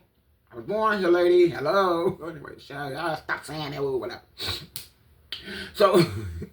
got on the elevator, whatever, I got up there. So the lady, Miss Walker, whatever, your doctor, she'll be here, blah, blah, blah. The nurse already said you were coming, blah, blah, whatever. So I gave her my Blue Cross and Blue Shield card and my ID. And they checked me in, and she was like, your deductible is going to be $1,000, And I was like, yeah, I know. And she was like, you got the PayFlex card. The PayFlex card is in my other wallet. No, I didn't have the PayFlex card in my wallet. And I'm so glad I didn't have the PayFlex card. I had surgery. I ain't gonna fucking surgery. I'm scared. Anybody... So glad that PayFlex card was not in my, like I said it today. So glad that card wasn't in my wallet. I checked my wallet and I didn't have the damn my PayFlex card. But what had happened was, once my company changed over, and our PayFlex card, they sent us new PayFlex cards with a new company name, and yeah, my PayFlex card, I took both of them was sitting on something in my house. They weren't in my wallet. I took them out because the balance from one card changed over to another one, and I had to call it. Something happened. But anyway, I'm glad I didn't have that fucking whatever happened, I'm glad I didn't have the PayFlex card. I didn't have PayFlex card. Anyway, so I'm like, damn, I ain't got it. And she was like, can you run home and get it right quick? My mom, she drove me. Can you come here? Yeah, we go. So we go. Closer we get into the house, I'm already decided. Everything, and I'm a firm believer. Now, I'm not a religious person, but I'm a firm believer that everything happens for a good reason. Like, karma is my thing. Like, that's why I try to be a good person. Like, I believe in with the energy that I'm putting out is what I'm going to get back. So if I'm putting out good stuff, then I should be getting, okay stuff back. I don't want to be one of them people that's doing bad stuff and then I already know that bad stuff going to happen to me. Like, I believe in karma. So I'm like, damn, I'm sitting in the car, my mom was driving back to the house to go get my ID. Like, damn, it's happening for a reason. I'm already trying to talk myself out to stuff. First of all, it's surgery. Like, it's really surgery. Like, anesthesia, scalpels, and surgery. Like, it's real. What the fuck? Surgery? Dude, I've never had surgery before. I don't want surgery. Like, I don't want them cutting on me. Like, once they start cutting, you never get well. Anyway, plus I told you my fear was the transfusion of blood. I was always told I was anemic and I was going to never have enough blood to save my life if I needed it. Like, that was my main thing was the blood. Like, I'm anemic. My mom, my sister were with me, but both of them are fucking anemic. Like, we all anemic.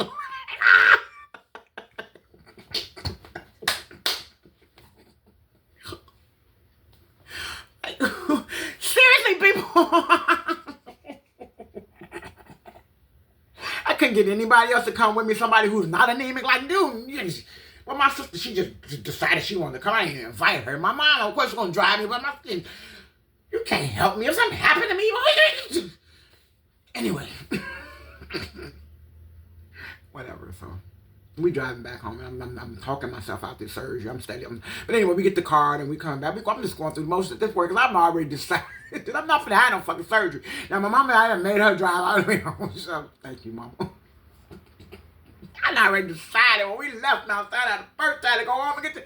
Dude, this is not going to happen. Because there's a reason. A reason why I never take this PayFlex card out of my wallet. So it's the reason why. It's the reason why this card is not in my wallet. We get, she get the car. So I get the car, run upstairs to my house, get the car, and come back, go get in the car, and put on seatbelts and just getting prepared to go back. I already know that could happen.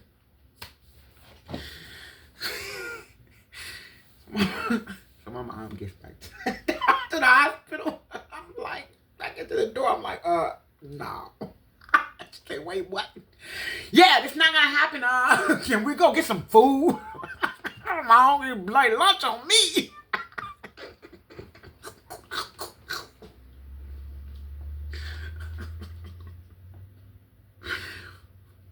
Yeah, lunch on me. Can we go and get something to eat? This is not gonna happen. I don't have time for this right now. Just, yeah. Me and surgery just don't work. So she's like, for real? I'm like, yeah.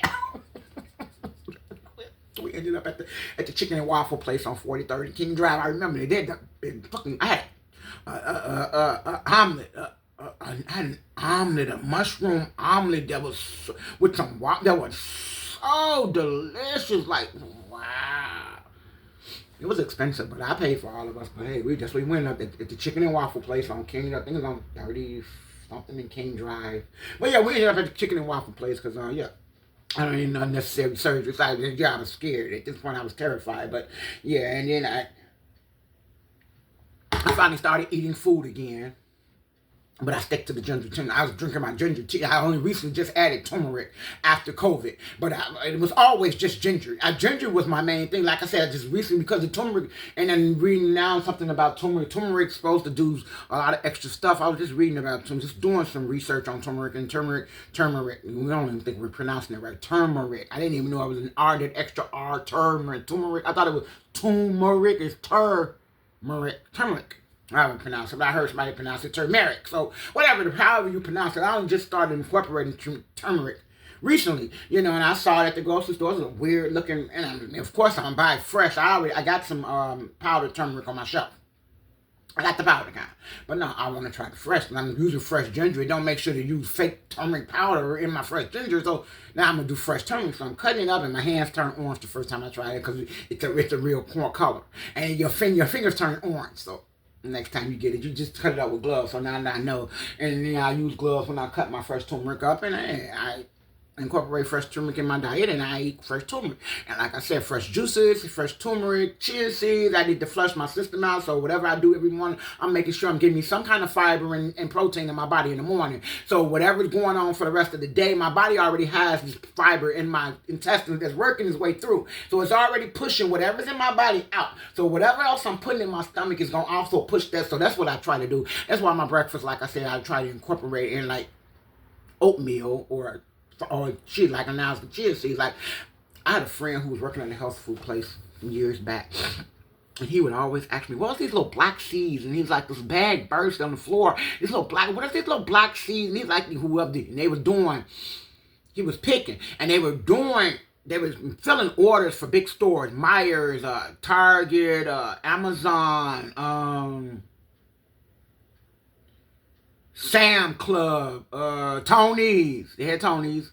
They were doing picking for them, and they were like, the chia seeds were very popular. Bad, because they were selling them by the box, 12 in a box. They were selling boxes. It's like a big warehouse. They were selling real, bulk. So, damn, Myers just ordered about 20 boxes of these chia seeds. Like, and me and my mom goes to Myers, and I see the chia seeds individually out, sitting on the shelf like $8 a bag. God damn, the whole box wasn't $8. The whole box probably only cost like $8 if you buy them, the bulk. Damn. And I'm like, I asked him, I said, this box, like that box about $20, but I can get 12 in the pack. Them for charge $8 a bag for dude, that's 96. That's a nice little markup. But anyway, and the chia seeds and the flax seeds, and that's why I started. I learned about my flaxseed oil too. My flaxseed gel, and I started using it for my hair. I just recently started incorporating. Like I said, hair was never important to me, and now that I shaved my head, it's become important. Now I'm trying to do more stuff, and I'm starting over. Now that I have control of my own hair myself. Now, since I shaved it off, the part that my mom had, it's over. It's on me now. It's all mine now. So now whatever I do to it, this going forward, it's all on me. So now I feel much better. It's much freer. It's free and it's much more. Yeah, I got rid of, whether I know it or not, like I just told you guys, trauma. I just got rid of my past trauma. Because like I said, the hair was always a sore subject for my house. Because like I said, I remember almost dying, getting my hair combed. Like, it's a sore subject. So damn, I'm just rambling. This video is going to be longer than the last one. This is a whole hour and 39 minutes. I'm just rambling my ass out, right? But okay, whatever. But yeah, I'm gonna go set my breakfast table in a minute, and like I said, I made some spinach and apple juice, and it's actually delicious. So I like spinach and apple juice, and I'll come back later with a glass and talk to you guys again, and yeah, so you can see me drinking, and you can see that it actually is delicious. I actually think it's really good. So, but yeah. I had a bad relationship in my hair. But anyway, I didn't get the surgery, and then I was talking to my buddy again, like maybe some months later, and she said her doctor said that half of her fibroids had grown back. No, I'm not laughing at her. It's not funny about her. Of course, no, nothing me, because, dude, I'm a firm believer in everything I do. There's a reason behind it. There's something behind everything I do. And you know what I'm saying? There's always a sign for me. And you got to follow signs. People are, oh, and then you always say, and I tell people, then he's like, I met this guy. And he told me, like, yeah, you have to pay attention to what's going on. I met this guy and he told me he's a Virgo. No, he's a Taurus.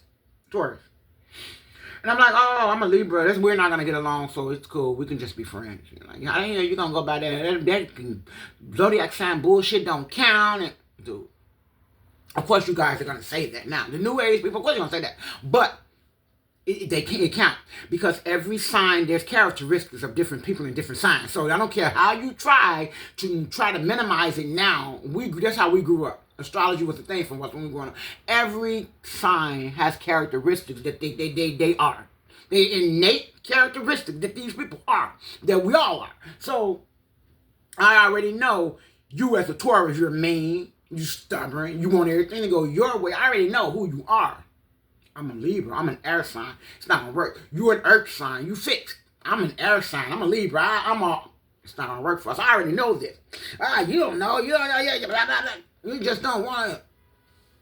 I already know we're not going to get along. Dude, I already know what works for me. So you and your earth sign, it's not going to work for me because you're stable, you're fixed, you're set, you're stubborn. It's not going to work for me. Because you're not going to run me. This is not going to work for me. And I already know you like shit going your way. You're a Taurus, a bull is stubborn. Dude, I'm a Libra. I'm a scales. My symbol is scales. Balance. It's not going to work with you because you're a bull. And you want everything. Taurus is a bull. You want everything your way. You're stubborn. That shit don't count, blah, blah, blah. Yes, it does. It counts. Yes, it does. It counts. And for people now to try to minimize it and make it, y'all talking about signs, such and such is a Gemini, so they, dude, it works. That's how we were taught. So people, all signs have characteristics that they are and what they gonna do, and that's how you know who they are. And if you can believe it if you want to. Me, I personally believe it. So it's just how it is. And no person that I've ever met has not let me down. I mean, all these years that I've been on this earth. We go by signs, and if your sign tell me you a Gemini, I know you are this person. I know what you are already.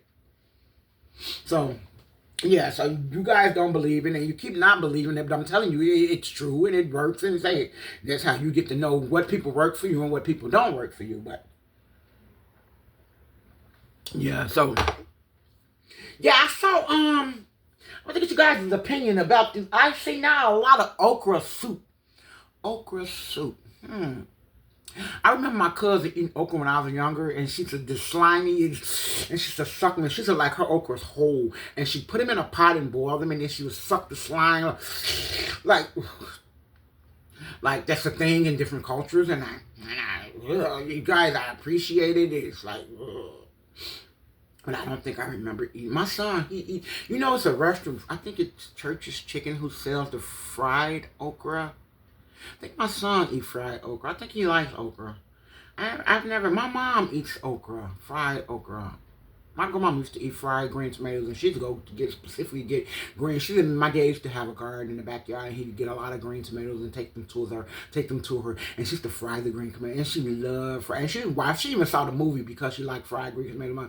And fried green tomatoes, it's time for fried green tomato season. Fried green tomato season, and she loved her some fried green tomatoes. Me, I just never found anything to eat on fried.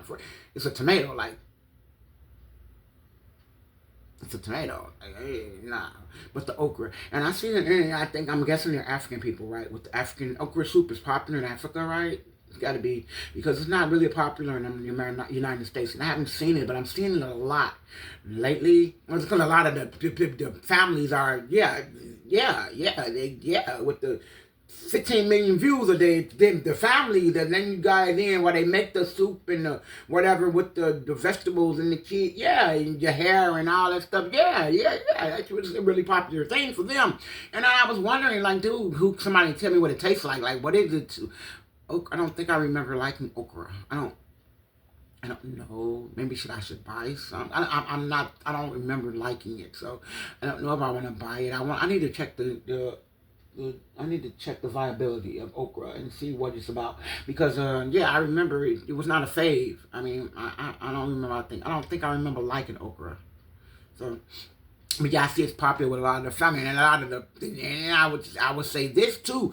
They are, the most popular people right now on the social media. So so I'm evidently the okra soup and the fish head stew and all the stuff that it's really popular now. I mean, they get lots and lots of views for those. They get a lot of views for that.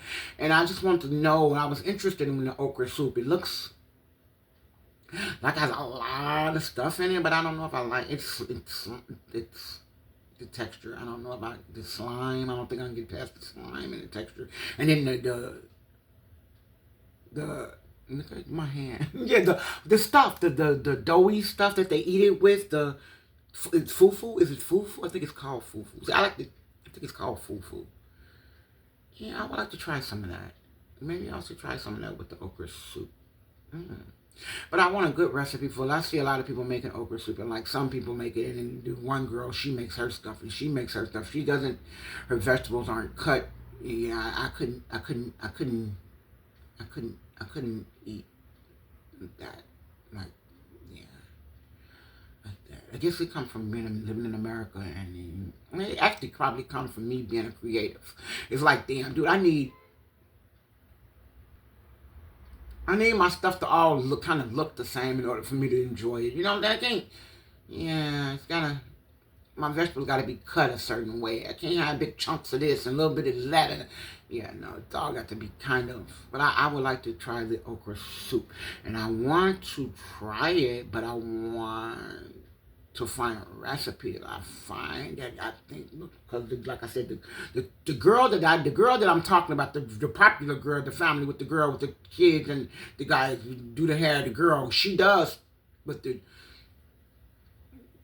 you guys complain about her washing her food, and I saw you guys complain about her washing her meat. Let me tell you guys something. You know, the meat thing. When I was cooking meat, I washed meat. I mean, I washed my meat. I did, but lately. Not even lately, recently, I wash my meat. Yeah, of course. And you guys, every time she thinks she's cooking some chicken and she didn't wash it, and you, everybody, all like, she got like 3,000 comments of wash your meat, lemon and vinegar and lemon, wash your meat, like she still like wash your meat. Like I agree. Maybe agree back when I was doing the meat thing like that, but now. My thing is now, I'd rather not have chicken juice in my sink. Like, maybe it's just me, but I'd rather not have chicken juice in my sink. Like, I don't wash my chicken either, but I try not to cook chicken that often either, so, but I may cook chicken breast. Now, if I buy chicken breast in a bag or something, I'll rinse that off, of course. But if I buy like whole chicken, I don't buy chicken. I don't buy chicken like that though, so I can't even. But I'm just saying, but me personally, which the drum, I think she had some chicken drumsticks and she was cooking, and in there, all the most of the comments were about her not washing her meat. Now, me, I'd rather not have chicken juice in my sink. I mean, just personally, just me, and if food cooked to a certain temperature should kill all the germs in it, and it's mostly not even what's on the outside of the chicken. My problem is what the animals are eating that's on the inside, and my thing is they're what's inside of them. Like I don't. The skin and the washing of the chicken, I'm figuring that the heat should kill all that bacteria and the germs, but my thing is what goes on the inside of the animal. What is this animal eating? Like I know pigs eat everything. Pigs are pigs are omnivores. Pigs eat everything now. Yeah, pigs eat it. Pig will eat every and anything, and that's why I haven't eaten pork in over 30 years. I haven't. I stopped eating pork a long time ago. So I didn't eat pork in not even 30 years. My son 28. When I got pregnant, 28. I stopped eating pork about 28 years ago. 29. When I was pregnant, almost 30 years. Yeah, when I was pregnant, I stopped eating pork about almost 30 years ago. When I was pregnant and it made me sick. I had a bacon sandwich that made me so sick. My son didn't like pork when I was pregnant. And I had to throw up. So I stopped eating pork. I'm thinking because I was pregnant, but I just never went back. And so, like, yeah, the pig, he eats everything. Like, a pig will eat any and every. Are you listening? Watch my mouth. Pigs eat everything. Just imagine. Ants, cotton, cigarette butts. Pigs eat. Listen. Everything. So, yeah, but she got a lot of bad comments because she didn't wash her chicken. Like, I used to wash my chicken. When I was cooking chicken in the family life, of course, I washed my meat. That we were taught to wash our meat. But as time went on, like now, today, if I go and buy chicken, I won't wash it. I don't want. I'd rather. Yeah, I don't want chicken juice in my kitchen sink. I'm sorry. I just don't want chicken juice in my sink. I don't want it to go down my drain. I don't want chicken juice in my. Yeah, I don't. So yeah, I wouldn't wash my chicken either. I'm just agreeing. I take the shit out the package and put it in the oven and let the heat kill whatever needs to be killed. Because like I said, I'm more mentally focused on what's inside of the animal. And what is this animal eating? Like I saw some drumsticks that was like dino drumsticks, like come off a fucking dinosaur. Like you worried about me washing this instead of all the steroids in the fed it. Like this motherfucker's on steroids. Y'all get human growth hormones, chicken growth hormones, and the chicken like chicken drumstick. What chicken is that fucking dude? Ostrich? Like really? I've never seen a chicken drumstick that big in my whole life. I'm 53. Like. What the hell? What is you feeding this chicken? Like, and see, it's the steroids, and so like I'm more concerned with what goes inside my chicken than I am what's outside. Because when I put this chicken in the oven to bake it, the 400 degrees is gonna kill whatever is on the outside of my chicken. Now the steroids on the inside, I can't kill them steroids. See, we need to get out. Everybody's thought process is different. Like I said, everybody thinks differently, and everybody's thinking about different stuff differently.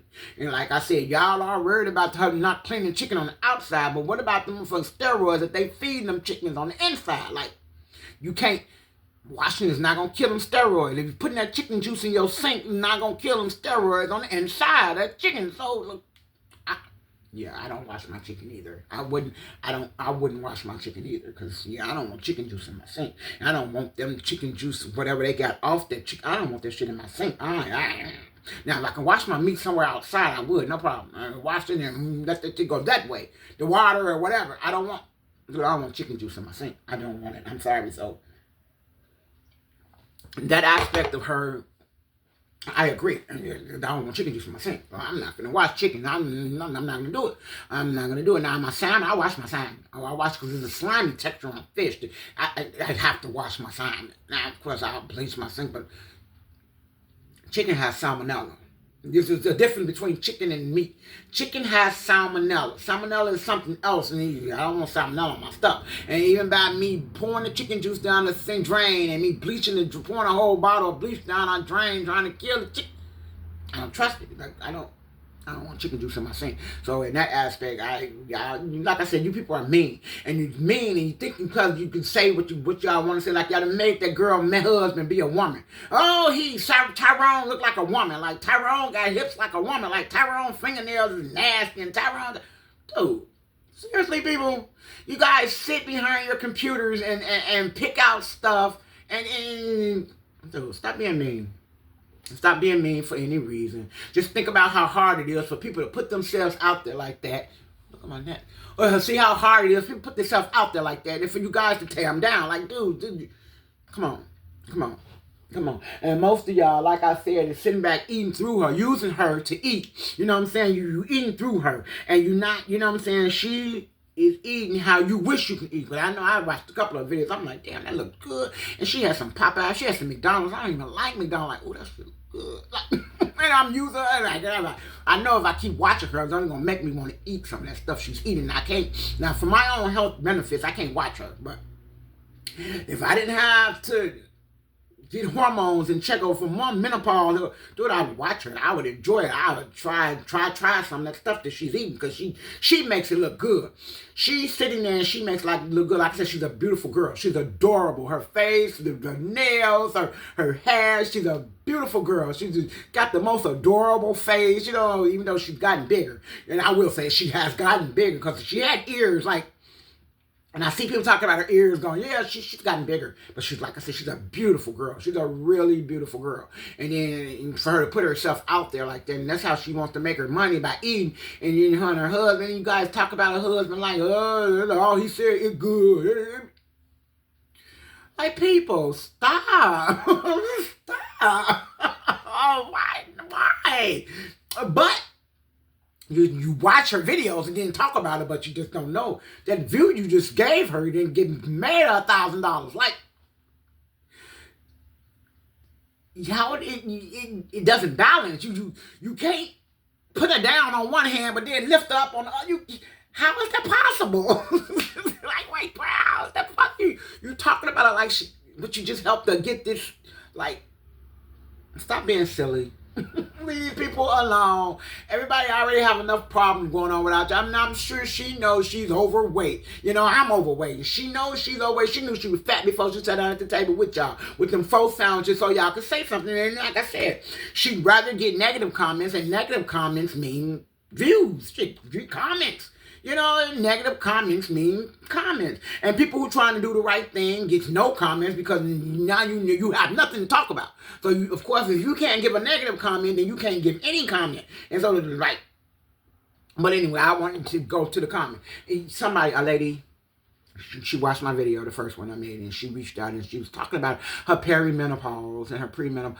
Yeah, I went through perimenopause. Perimenopause is terrible. And it's like the precursor. It's like the before. It's like that before. And I didn't mention, too, when I was getting ready to go through the fibroid surgery, and I did it, and I was having hot flashes. And I was having hot flashes, and I actually thought it was the ginger, because you know how hot ginger is. And I was starting having hot flashes. And I mentioned it to one of the older women that I work with at work. And she told me, she said, hot flashes is a sign of menopause. So you're starting to go through the change. And I explained to her, I told her about the fibroids and how I chickened out on surgery. And she was like, let me tell you something, baby. Once you start going through menopause, your fibroids going to dissolve. They're going to go away on their own because your hormones have changed. Your hormones is what feeds your fibroids. So once your hormones change and estrogen or estrogen. Estrogen feeds the fibroid. I think that's what she told me. However the case may be. She said once you start going through menopause, your fibroids going to go away. They're going to go away. And as you can see, y'all can't see my stomach. But this is my stomach. This is what my stomach looks like. But when I had fibroids, my stomach was kind of bigger. But I've never had a big stomach. I was never, like I said, I'm solid. I'm just not fat. But She told me, she said, once you start going through menopause, she told me hot flashes is a sign of menopause. So you're going through the perimenopause, the premenopause. And once you go through menopause, your fibroids going to go away on their own. So I'm saying, damn, maybe that was a sign for me to card and not have the surgery, because I'm in the midst of going through premenopause. I was 46 years old. I'm 47 because my birthday was coming up a month after this. Yeah, a month after I was supposed to have the surgery. Yeah, so I was going through pre-menopause already, and she told me, she's like, once you start going through there, your fibroids gonna go away. They're gonna go away on their own. She said, I had fibroids and I started going through menopause, and mine went away on my own. That's what she told me. Okay, and that's what she told me, and I think they went away. I don't feel them anymore, but hey, I have this one friend. She's a Hispanic lady. She's my best friend. Hey, baby. I love her. I'll mention her name, Consuelo. She's my best friend. So anyway, she's a Hispanic lady. She's a Mexican. And she's crazy. She's a crazy bitch. But anyway, I love her. But she's 54. She's going through menopause. But the difference is, she's going through menopause, but she's still having periods. Like, she has a period like every 4 or 5 months, and it lasts for like 15 days. Bleeding to death. She's silly. She bleeds to death, but she's learning to live with it. It's been going on for a year. I've been knowing her for about 8 years now, so it's been going on for a while. So she's been dealing with this since before. She deals with it, and she goes out. She goes dancing, and she has the time of my life. She's still messing with guys. She's still doing her fucking thing. You go, girl. Anyway. She has a dance club she goes to over on 26th Street over there, somewhere by Kedzie. It's a club she goes to all the time, her and a friend of hers. So the younger guys are always trying to pick her up. I mean, I guess because she's the life of the party. She's a good girl. She's cool. But anyway, the guys, she has no shame. She go home with different guys. She don't care. But and I found out her thing is she's not. She goes on with different guys, and she doesn't care anything. Yeah, that hey, if she's bleeding and she's at period time, hey, she's figured out a solution to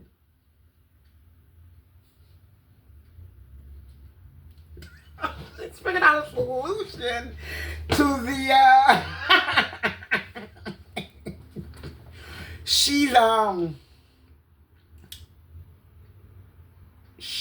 she's into anal now. I'll just say that. Now y'all know what I mean, but okay, whatever. But yeah, she's oh,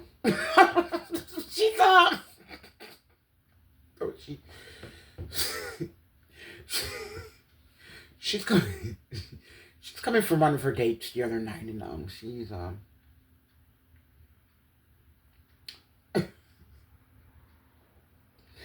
in the bathroom soaking. She's in the bathtub soaking at home, and she called me. She said she was soaking in some Epsom salts and alcohol, and she was telling me how bad she was hurting, and I was. Because she said the guy took it overboard and he went crazy and he was doing the extra. He was doing the most. So I'm like, girl, you so. She's like, yeah. And she's like, the thing is, I don't even enjoy that shit. She's like, just doing something, just to have something, just doing something just to be. Because these guys and what it is, and like, I didn't know, like, one thing about people, they'll try to make you seem like everything is perfectly fine until, of course, something happens, and then, of course, you'll get the truth. And like she told me, and she had me thinking that, hey, dudes, she's dancing with these dudes during the night, and then, hey, they already made the decision that they're going to hook up afterwards, you know what I'm saying, at the beginning. So, like, no. She and her friend, what they do is that when the club is letting out, when it's closing, they'll hang around. So whatever guys are left, and whoever wanna, hey, that's how they've been doing it. Like, I didn't even know that. I didn't know that part, but okay. She got some guy, and she sent me a picture of the guy bedroom. And the background picture is of the bedroom dresser with a lot of women's perfume on the back of it, on the dresser, like. And I asked her, I said, did you see the picture that you sent me? And she was like, no, I didn't pay attention to the picture, girl. I was so drunk. She liked me. She liked chiladas. She liked the tomato berry thingies. She liked that. Micheladas. She liked that. Tomato juice or carrot. I tried to make it for her, some celery juice. I tried to make it for her before, and she liked them. She prefers them. She starts with, now she's drinking the Monacos too. So now my other friend, they drink that Monacos garbage, whatever. Anyway, so I was so drunk, no. And I resent the picture to her. I'm like, look at the picture. She's like, what are you talking about? And so she told me about Juan. His name was Juan. And she was telling me about him. And she was like, he had a really endowed. And she was like, he hurt her. And he was aggressive with it. And he was like, he hadn't been with a woman in a long time. And I'm like, yeah, whatever. But anyway, I showed her the picture. And she's like, no, I was so drunk. I don't even know the dude's last name. And then whatever, blah, blah, blah. So anyway, she showed me I sent her the picture back, and she was like, what? And I was like, look at the background of the picture. And she looked, and she was like, is that perfume? Yeah, that's perfume. So she's like, this motherfucker took me to his crib with his woman out. Yes! Yes! You didn't know you was at some woman out. Girl, you didn't know you was at some woman how you so you was that drunk. That you didn't know. So you didn't see anything else of the woman's, no, I didn't pay attention, blah, blah, blah, whatever. It's that some woman out now, dressing. You could tell it's, yeah, it's women's perfume, and it's on this round mirror thingy, and she got a mirror that stands up like a personal mirror that's stuff that men would not have. It's a woman's bedroom, so yeah. So, but anyway, she's a cool chick. She wants attention also. She needs she wants. But she likes dancing. It's not even she wants attention. She's a drinker, so she drinks and she'll drink until she blacks out. She blacks out, and then hey, it is what it is, dude. And hey, she's older than me, so I wouldn't. I've told her my opinion on the situation, and she do what she do, and that's why she always try to ask somebody where when she go to the club, but you still going to people how these guys' houses, and you know. And she said, after she left him, she had to sit in her car because she was too drunk to drive. So she sat outside his house until she sobered up, and then she went home. Really? That's dangerous. But yeah, that's her life, and I can't tell her anything differently. But my other friend, like I said, she's getting her car fixed so she can go and get this man back before he falls too far away from her. So, even though in spite of her hearing him talking to another woman on the phone, she says she still, she likes him. So, yeah, and he told her he loved her. So, she's going to claim her man. So, she's going to, she's going to get her car fixed and take him back his car so he can drive, so he can have a relationship, can pick back up where I left off at. So yeah, that's what's going on with me, and I'm so glad they let me out of work early tonight because, like I said, I can sit and talk and I can relax and I ain't got to worry about it. I was going to food for it's almost 7 o'clock. I was going to food for less, but you know what? Toast will be left off my breakfast because I have to go, and I can actually stop in the morning when I'm already out. I'm not going to go and make a special trip. Like I said, I drive. My new job is like 45 minutes away. So I drive, and then in the morning, it takes me an hour and a half to get to the expressway. The expressway is not the expressway anymore. It's so many just bumper to bumper traffic every morning. It's like back to back to back, stop. And it's like when you get to the merge, like the people like, and I don't want to sound like, but I am, because traffic is terrible nowadays. You cannot just go out and run and say, I'm gonna run to the corner. You can't just run to somewhere and come right back, because traffic does not permit you to run anywhere and come right back anymore. It's like And we got so many more people on our street, so many more people on the street. So many, I want to say ours, I mean, not my shit. So many people on the street, so many people out. It's like, wow. And it's like they had me go take a driving test. Like, dude, I've been driving almost 40 years. And y'all actually had me come down here to read the rules of the road. Me? Yeah, that's what you... Yeah, you got the wrong person. Anyway, I've never seen them that much stopping on the expressway before, ever. I mean, expressways, you can't even call it. I wouldn't even call it the expressway anymore. They could change the name of that. They might as well put fucking stop signs on it. Red lights on the expressway. They might as well, because there's so much stoppage. I mean, just stoppage. And if you know you cannot drive, why would you get on the expressway? Like, why? If you know you want to just brake every 1 second, why not just stay on the streets? They have stop signs and red lights for that. Like, dude, it shouldn't take that long every fucking morning to get home because you want to do who gets on the expressway and drives 30 miles per hour? Why would you do that? And it has a sign that clearly says you can't do under 45 miles per hour on the expressway. So why would you get there and decide you could have stayed on the streets and did your 30? Like, who does that? Yeah, right, exactly. That's who does that. But anyway, yeah. So I'm going to...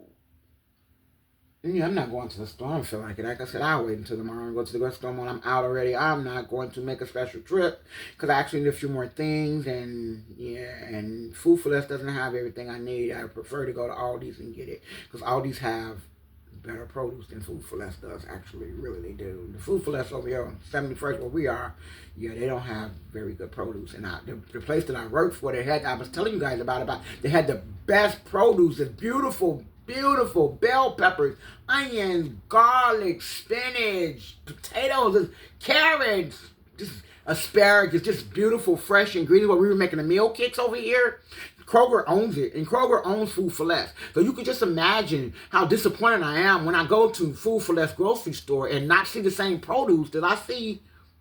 And I asked the guy a couple weeks later, why do you guys have such bad produce over here? And he was like, well, this is what they sent us. I'm like, dude, I work for another Kroger-owned company over here, and that produce over here is beautiful. It's photo-worthy. Like, you can put it in the photo shoot. It's beautiful. Beautiful produce.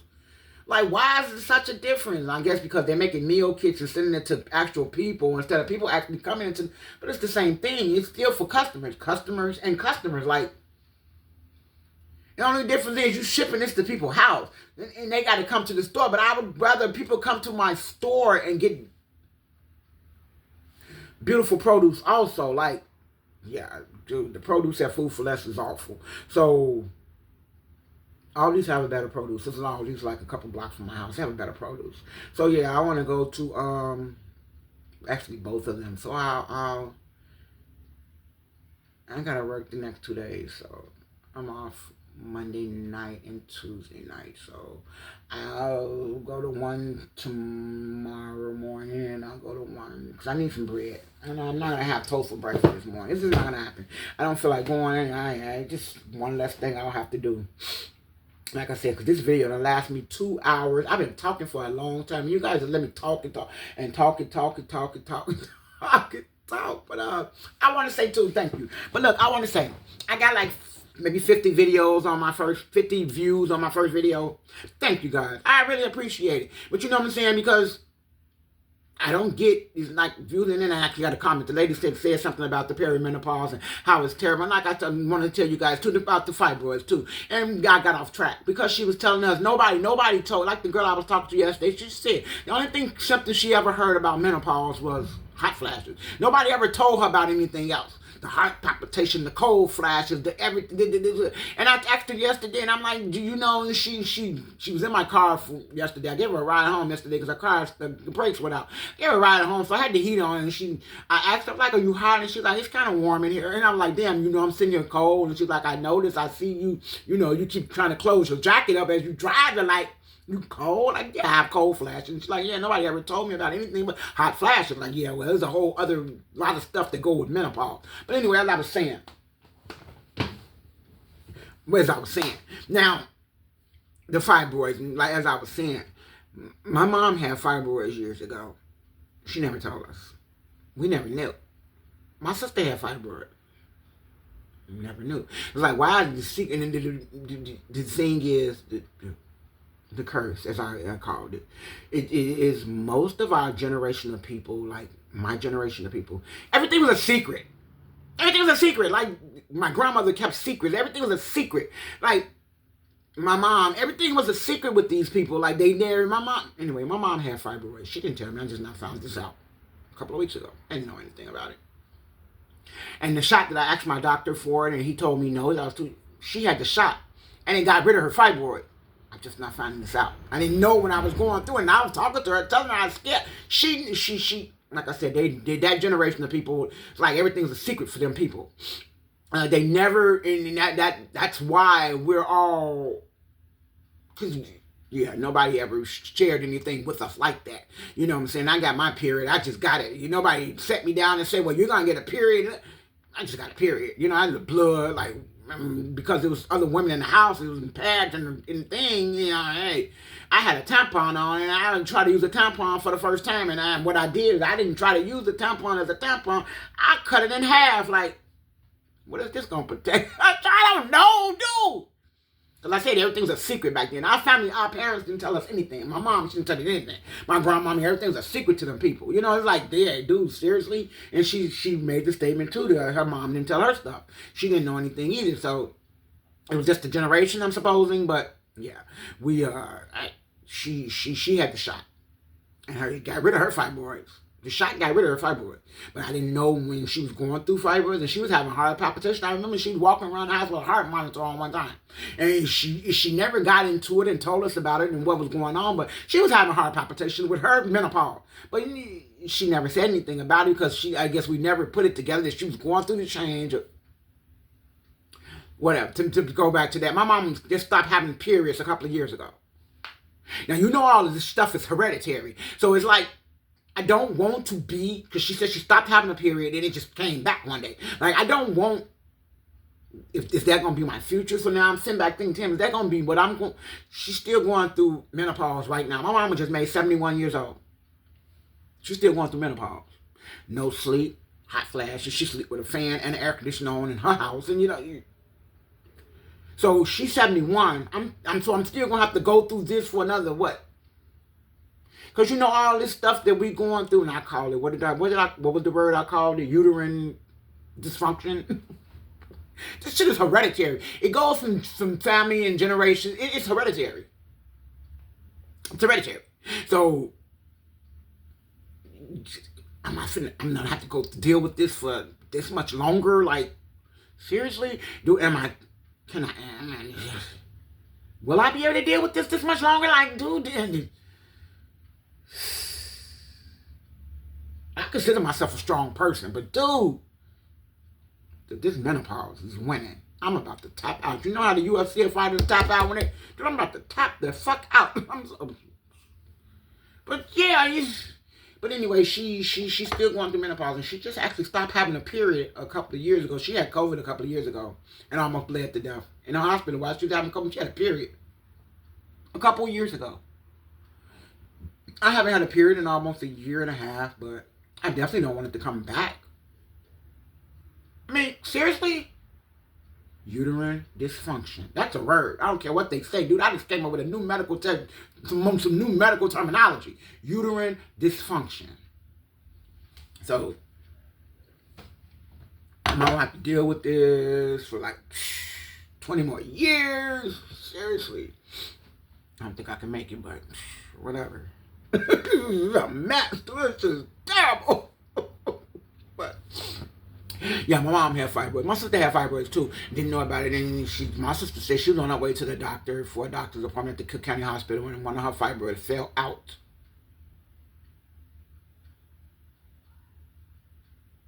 On its own. See, the thing is, when my mom and my sister both have had their tubes tied. They both had tubal ligations. So they both had their tubes tied. So it's... I mean, my mama having cramps when I was young, and she used to have cramps. She used to throw up, and she used to be balled up on the floor with cramps. And her cramps were killing her so bad, and she was always blaming on having the tubes tied. Got my tubes tied. My sister, oh my God, with the cramps, and I didn't ever want to have my tubes tied. I didn't ever want to go. I don't go through no unnecessary surgery anyway, because I already knew that I didn't like kids like that. And I already knew that I wasn't going to have too many. You know what I'm saying? So I didn't want to make no sense to get no tubes tied, because I already knew. First of all, I knew unnecessary surgery. And second of all, I control what happens to me. And, dude, I'm going to control what happens to my body. I'm not going to get pregnant. You know what I'm saying? I'm going to control. I'm about to run this. I run this. I remember both of them having really, really bad cramps and really, really, really bad periods. Like, I wasn't going to go through that. No unnecessary tubal ligation just to prevent myself from getting pregnant. I don't want to do that. I don't want to do that. And I don't want to do that. It's not going to happen. So, me and my son, we'd already discussed it. I don't want to do that. I have babies. I don't like kids. And it's not going to happen. As I said, I didn't have to work, but I worked because I wanted to. I chose to work. I didn't have to work. I worked because I wanted to get out. I said my son got old enough and he started going to school. I needed to get out the house and do stuff for myself. So, of course, I worked. I got out and started doing stuff. But I didn't have to, but I still did it. But, yeah, I wasn't going to have no unnecessary surgery, no tubal ligations just because. No, I wasn't going to do that. Even though I don't like kids like that, I wasn't going to do that. But, yeah. But anyway, my mom, she had the surgery. She had the shot. And they got rid of her fibroids, but she never told us when we were going through. She never told us. Like I said, everything's a secret to these people. Everything was a secret. Like, nobody told you anything. You didn't know anything from these people because everything was a secret. Like, that's how so much stuff happened in our households, and nobody knew about it 3 years later because everything was a secret. Everybody want to keep everything a secret, and nobody wants to be honest and open and tell what's going on. It's like all these kids suffering in silence, people touching these kids and doing stuff. Dude, somebody touched her, my sister. Dude, and then the thing is that we were, me and her against the world. Like, we were ride or die chicks together. And like, something going on with you, nigga, you need to tell something. Sorry. Something going on with you. You need to tell somebody. You just sitting in this house. You done let somebody, girl, seriously? Seriously. Because you know me. And the thing I said helped save me, I guess saved me. I was a fat girl. You know, maybe. Yeah, I don't care. I was considered fat. And so the thing is about being a fat girl, too, and I was talking to an old friend of mine, and she was one of the fat girls, and we were fat girls, and we hung out together and went out to restaurants and ate. We were fat girls, so the people didn't really bother us. They didn't really kick it with us like that. But, like I said, they always considered me, I was fat, but they were always considering me as big bone and not really fat, because I wasn't fat. I was still on chilling teams and doing splits and flips. I was fat, but I was in shape fat. Like I keep telling y'all, the other night, I'm fat, but I'm in shape. Old, but I'm in shape. But okay, I was in shape. Like I said, I'm fat. And my clothes say fat. I was wearing grown women clothes at 12. So I remember my Jordache jeans was women clothes, like 34, 32. I remember I was wearing women clothes at 12 years old. I remember them women men size clothes, 34, 32, because women sizes is 12, 14. Dude, I was wearing men pants, Jordache jeans. I remember 36, 32, 30, when I got bigger, 36, my Levi's, 36, 34. I was wearing grown women clothes. So I remember. And then I had, and as I got older and then fat became, it wasn't really a fat thing. It was more of I wasn't really considered fat. Yeah, kids still tease me and call me fat. But now the men chase the girl and kiss them.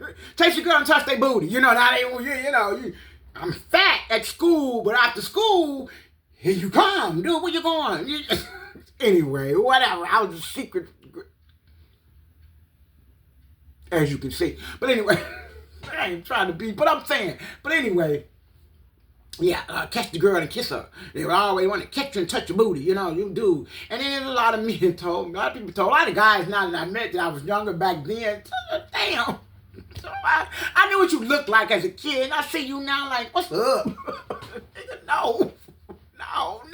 Because y'all treated me bad when I was a fat girl back then. Now that the fat is cool, and now y'all see me today, found me again, now y'all, not gonna happen, sir. Not gonna happen. Like, cause now all of y'all looking a mess. Right, and I'm not.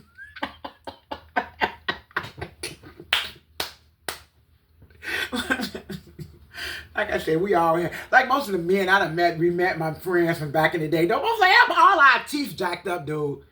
All our teeth jacked up. Like we had it bad. Like we all overweight. All our teeth jacked up. We had it bad. Our generation had it bad. We had it bad. But we don't look that bad. Our face don't look that bad. It's kind of good in the face, but our teeth and our hairlines. And now we just jacked up as far as that part goes. But yeah. A lot of guys done contacted me and said, damn, I see you grew up. You still got that body. Put your ass out of here. I see you grew up and you still don't have that body. But yeah, it's funny. But yeah, I reconnected with a couple of people, and then my first boyfriend. I reconnected with my first boyfriend. I see it. And we were 5 years old. I remember us being 5 years old in kindergarten together. I remember, and I almost called his name. But he knows, if he sees this, he knows what I'm talking about, because he already knows. And I saw him, and I was like, dude, is this you? And he was like, yeah, this me. Hey, this you? Yeah, this you. It's not your name, but that's you. Because I found him on Facebook, and he know my name is not Lashana. But he's like, that's you, but it's not your name. I know, that's you. Yeah, we went to Crown together, like.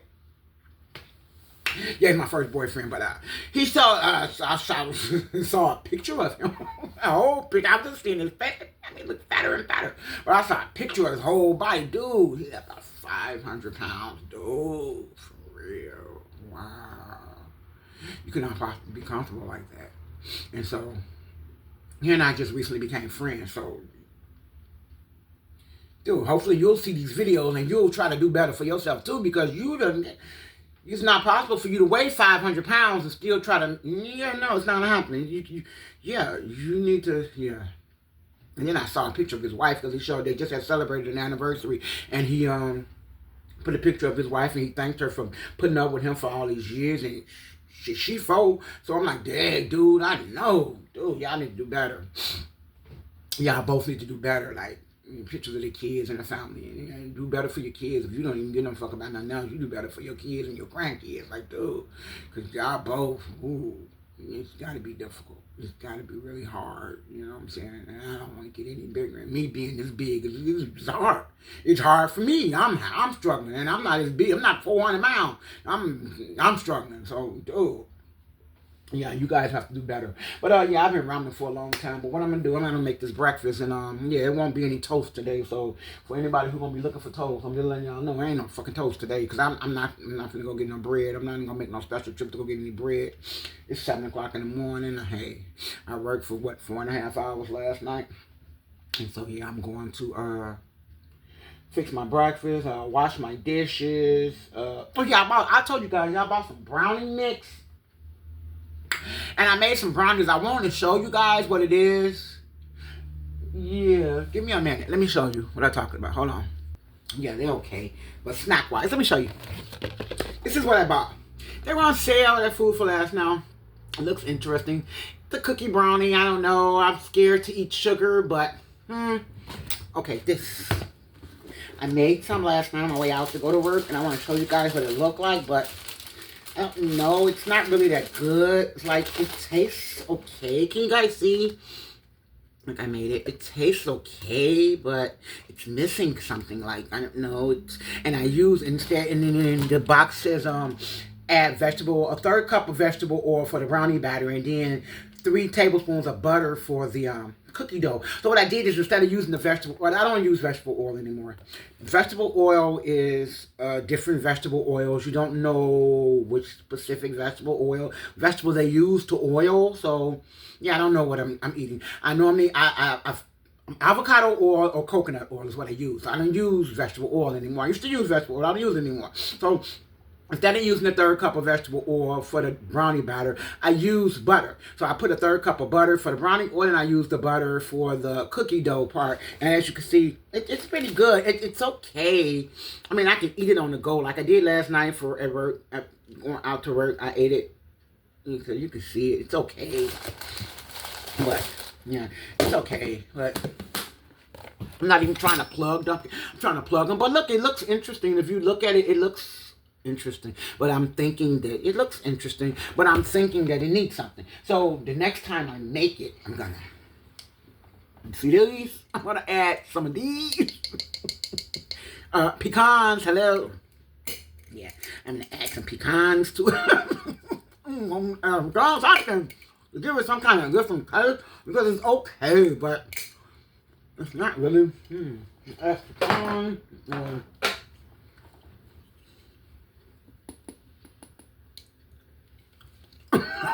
Yeah, so what? Or coconut. I love coconut. Coconut is delicious. National sweetener. It's delicious. And coconut. I'm gonna add something. Something's got to give and to lift this taste up. Because I'm thinking that maybe if you put some kind of, but I don't want to add any extra sugar. I just want to add some extra something. It's okay, but it's on sale for 99 cents, and so I bought a couple of boxes of it, and I made one box to try it, and I got another one, so I don't know, maybe I'll eat it, maybe I won't, I don't know, but yeah, I wanted to also show you guys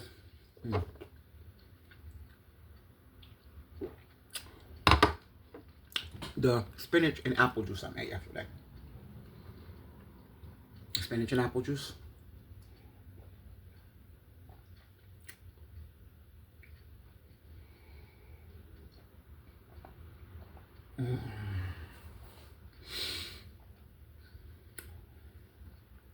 I have to say, fresh juice is delicious. Like, I don't know what else to say or what else to do to make people like, dude, fresh juice is delicious. It's delicious. Like that bomb. It tastes so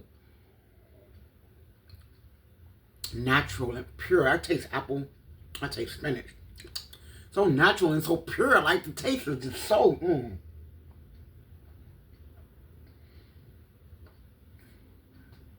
I'm not even putting on the front. This shit is absolutely delicious. Like, I'm not even thinking about the added vitamins and minerals.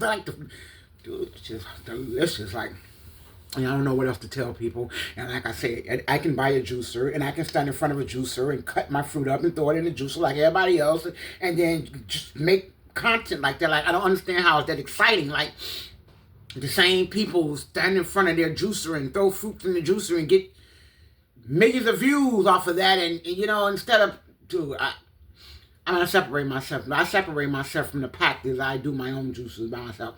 I put a blender on a strainer, and I get my hand in there and I do. But I made spinach and apple juice yesterday, as I told y'all. I got the video. I haven't put the video up. It's still in my phone. I haven't even edited it yet. So I'm gonna edit the video and I'm gonna put it up, and I'm gonna do my breakfast and I'm gonna put it up, and hey. I just want y'all to, whatever. And I appreciate the views. Like, cause I got 50 views on this video right here. Well, the last one. Well, like this video. But the last video, I got 50 views on it. And the people that I made the video for haven't even watched it. So just imagine if damn. There's something else about that. I want a question. I got a question. And I need somebody to help me. Because please, if anybody watch this and you want to please give me some advice with this one. I appreciate it. Look. I got like 35 followers on YouTube. 35. I'm glad. One at a time. I know I started with 1, 2, 3. I don't know the number stop. I got 35 followers. And I got a lot of videos that only got like 4 views. Like, how is that possible? I thought that meant that when you have followers that they got some kind of alert when your video came on, and that's what I thought. That was my thought process. On Facebook, I got almost 300 followers. And I get like 12 views per video. Like, I don't understand how that works. Like, those people aren't, so you guys are fake followers? Like, really? I appreciate it. I mean, yeah, you get, wow. Yeah, see, I didn't know that. See, look at me. I didn't know that. Like, I mean, this just dawned on me. Like, if I do 35 followers, how am I only getting 4 views? Like, So you're not really following me. Oh, you're just trying to call yourself helping me out by claiming to be a follower. Dude, that's a fake follower. I don't want fake followers. I want followers. Ah, really? I just thought about that. I got fake followers. It's like me buying views. What the fuck? I don't want that. Fake followers. Wow, so you guys are not really interested in? Wow, that just dawned on me. That shit just dawned on me, dude. Like, sitting here right now just dawned on me. I was going through my Facebook yesterday. Like I said, we was at work and I had a lot of downtime. So I was able to sit down and just do stuff. And they let us have our phone out and let us just sit down and do nothing. So I had my phone out and I was just going through Facebook and I'm like, damn. And I'm actually looking. I got like 280 followers on Facebook.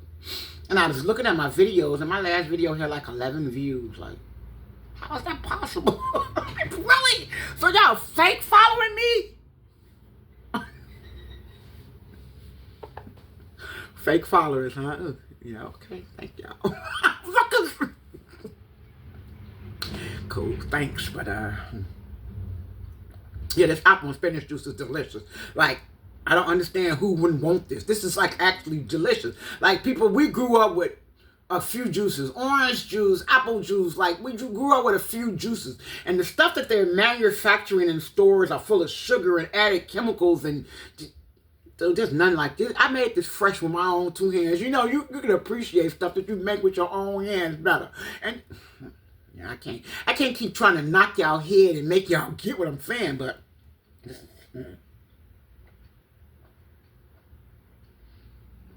no lie.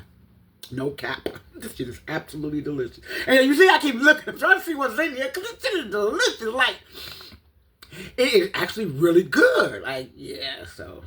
I'm not trying to force feed you guys anything. I just, hey, it's my lifestyle. This is how I'm living. And you appreciate stuff so much better when you make it yourself. You know what I'm saying? Like, this is, yeah, I made this myself. And this is so good. I'm going to put the video up just in case you guys want to check it out. Maybe y'all want to check it out. Maybe not. Who cares? You know, hey. Long as I got him, remember to back to that? Yeah, he's going to check it out. So I know he's going to see it. Because he usually gets up about... Oh, he's up now, so yeah, he's gonna see it. So yeah, I'm gonna put this video up. I'm gonna go make this breakfast and yeah, and get myself ready to go to work tonight. Cause like I said, we're gonna be out without toast today. Cause I'm not going out to get no extra, no toast and trying to. Yeah, I'm not gonna do that. But yeah, this is good. This is something. Yeah, this is really good. Apple and spinach juice, and who would think? And you know what? And just sitting down eating certain stuff and trying to get the benefits of certain stuff when you could just drink it down real fast. Like, I don't understand why people... I was like you guys, though. I was exactly like you until I changed my lifestyle around. And now, of course, but yeah, I was like you. Cheers, that's delicious. Absolutely delicious. And stuff that you make with your own 2 hands is actually really is more satisfying than anything. And that's delicious. I made this. This is actually delicious. I'm going to make this again, but I need to go get some more spinach. But like I said, I need to finish that off in my freezer and keep throwing stuff on top of stuff and not using what I already have. That's what I need to do. And I bought eggs. Food for Less had eggs on sale. 18 eggs for $1.99. Last week, I think it was, I bought 6 dozen. A lot of fucking eggs.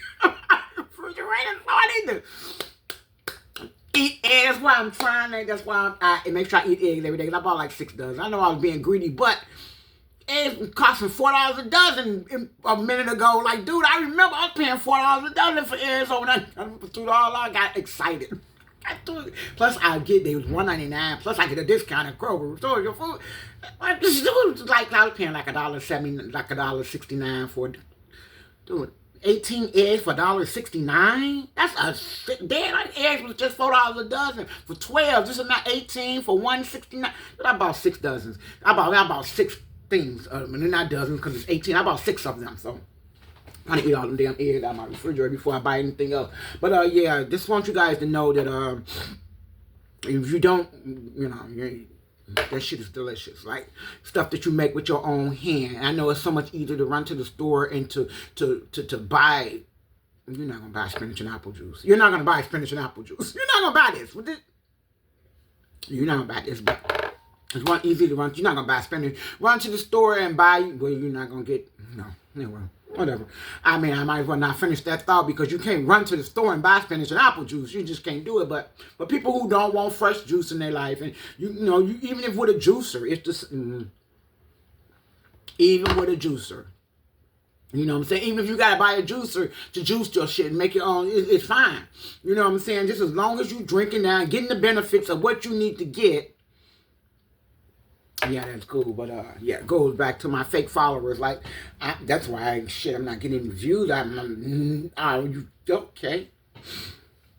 Wow, I didn't know that. That just clicked. Bam, because we from the generation. We weren't computer literate. So we just now started getting in computer. We weren't computer literate. In our generation, we didn't grow up with computers like you guys are doing today. So we weren't computer literate. Like, it just dawned on me. And actually just looked at it too. I got 35 followers. And I'm like, damn, I got 35. Last I remember I had 20. This motherfucker's gonna fall off. Oh, it's so loose. Oh my God, that needs hair. But anyway, whatever. Like, I didn't know I got 35 followers on YouTube and getting like only 3 and 4 views on my video. Like, how the hell is that possible? Like, I thought you automatically supposed to, but I guess not. I don't know how it works. But anyway, whatever. Nobody wants to. I get it, so it's fine. I have fake followers. I got followers. What the hell? I have fake followers. But my views are real. My views are real. The followers are fake, but my views are real, so I'll take it. I'll take something. At least something's real, so I'll take it. Thank y'all. I appreciate it, I appreciate it. I really do. I'm not ungrateful at all, because I'm from the generation of, damn, my skin is glowing. I'm glowing. Yeah, I'm glowing. Like, wow. I need to start. Wow.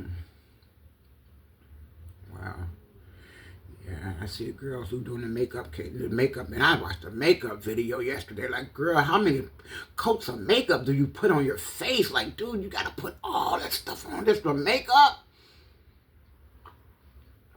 Dude, they put layers and layers. Like, first you gotta put that first thing on, and then you put that second thing on, then they put that third thing on, then they fourth thing on, and then they still not done, because they still gotta do, dude, really? Your face meant to carry all that damn makeup like that? Dude, and then eyelashes. And I want to get my lashes done, but I want to get them my own done. I want to get them something curled or something. Oh, not curled. But I'm like, then they put the eyelashes on, then the lipstick, and then the eyebrows. Then you do the eyebrows. Then you got to do the stuff under the eyebrows. Dude, just... Your pores are so clogged. You're clogging up your pores so badly. Like, dude, you cannot keep caking all this stuff. And then they spray it. And what's the spray supposed to do? They spray it. Like, what the heck?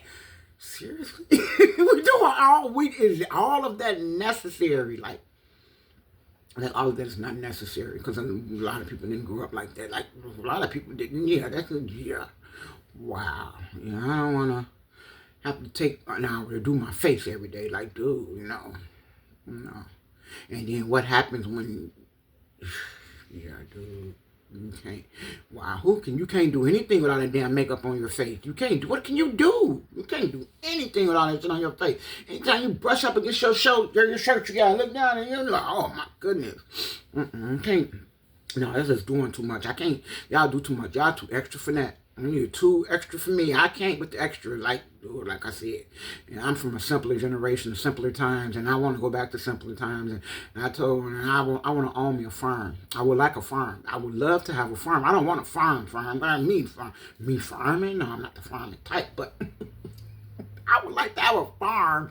I would like to live on a farm. I would like to be able to eat from my farm.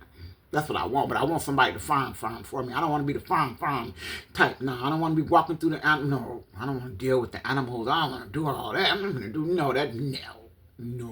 Now, I will keep up with the fruits and vegetables. Now, I would like to grow all my corn, Oh yeah, I would like to keep up with all my fruits and vegetables myself, but the animal part, and chickens and eggs, I want all that. I want my fresh butter. I want my cow. I want fresh milk. I want all of that. I want all of that. I want to live off that land like that, but I want to be able to eat and live off that like that. Fresh egg.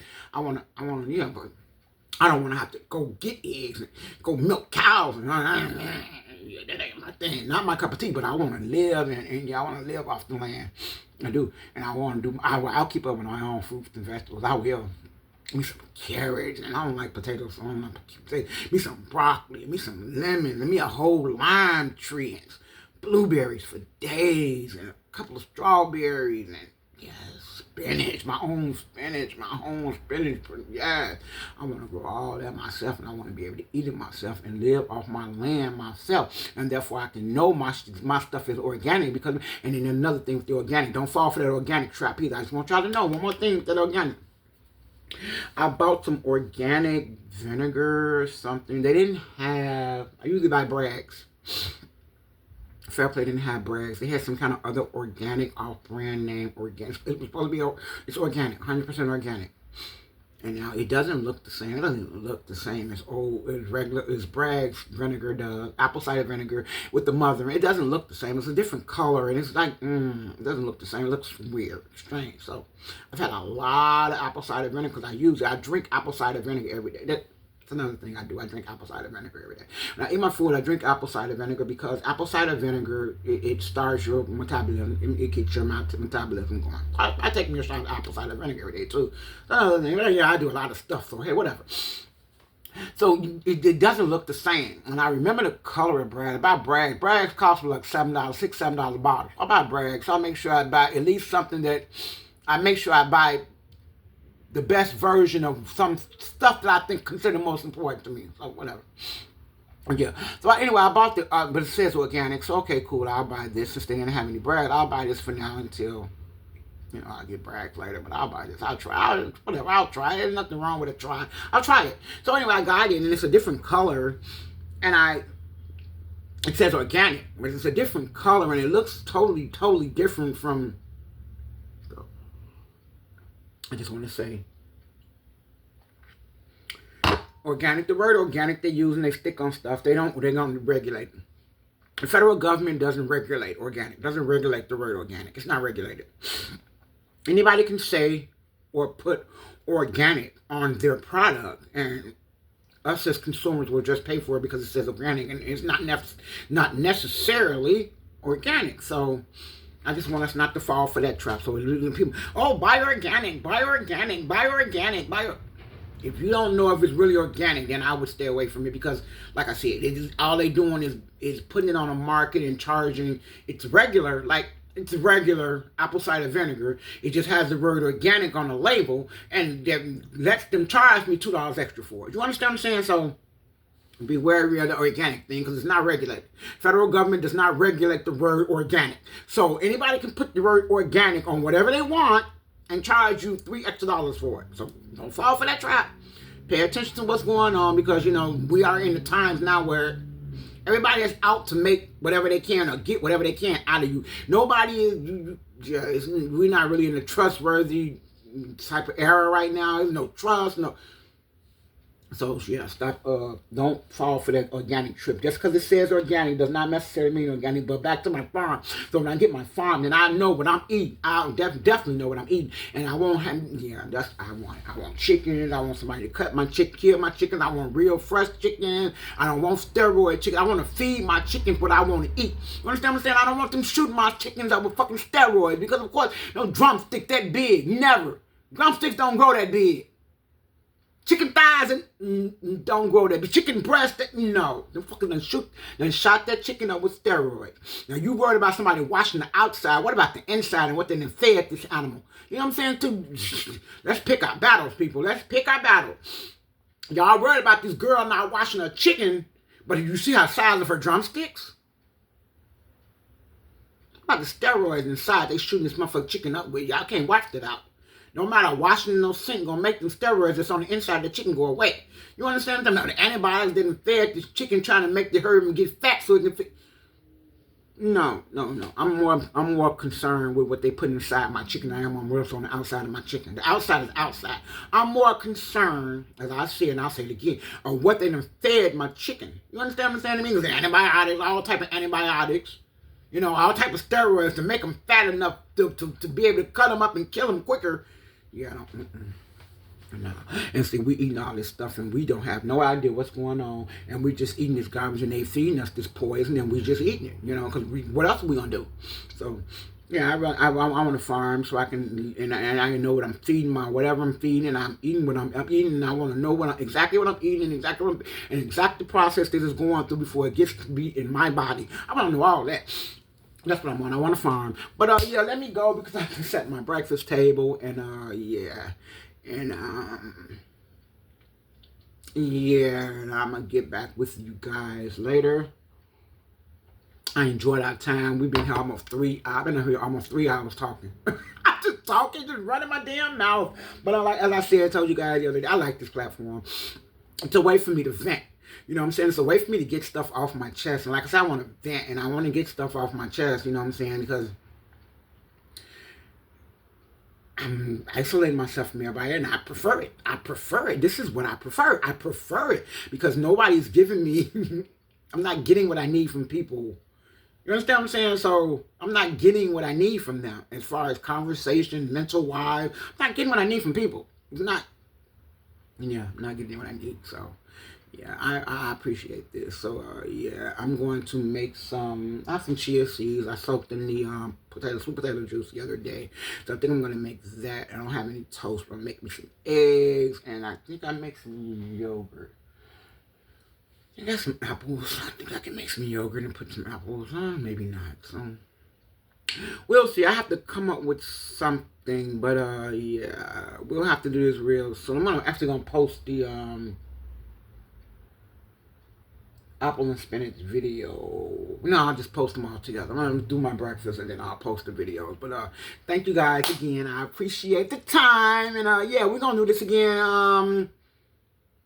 Probably not tomorrow, but we'll see. Because if the clock, because if the computer goes down again and I'm not able to work, and then I get up, I'll be back. But yeah, we'll do this again real soon. And I appreciate y'all. Thank you very much for the views. I appreciate it. And yeah, we'll talk later. Bye.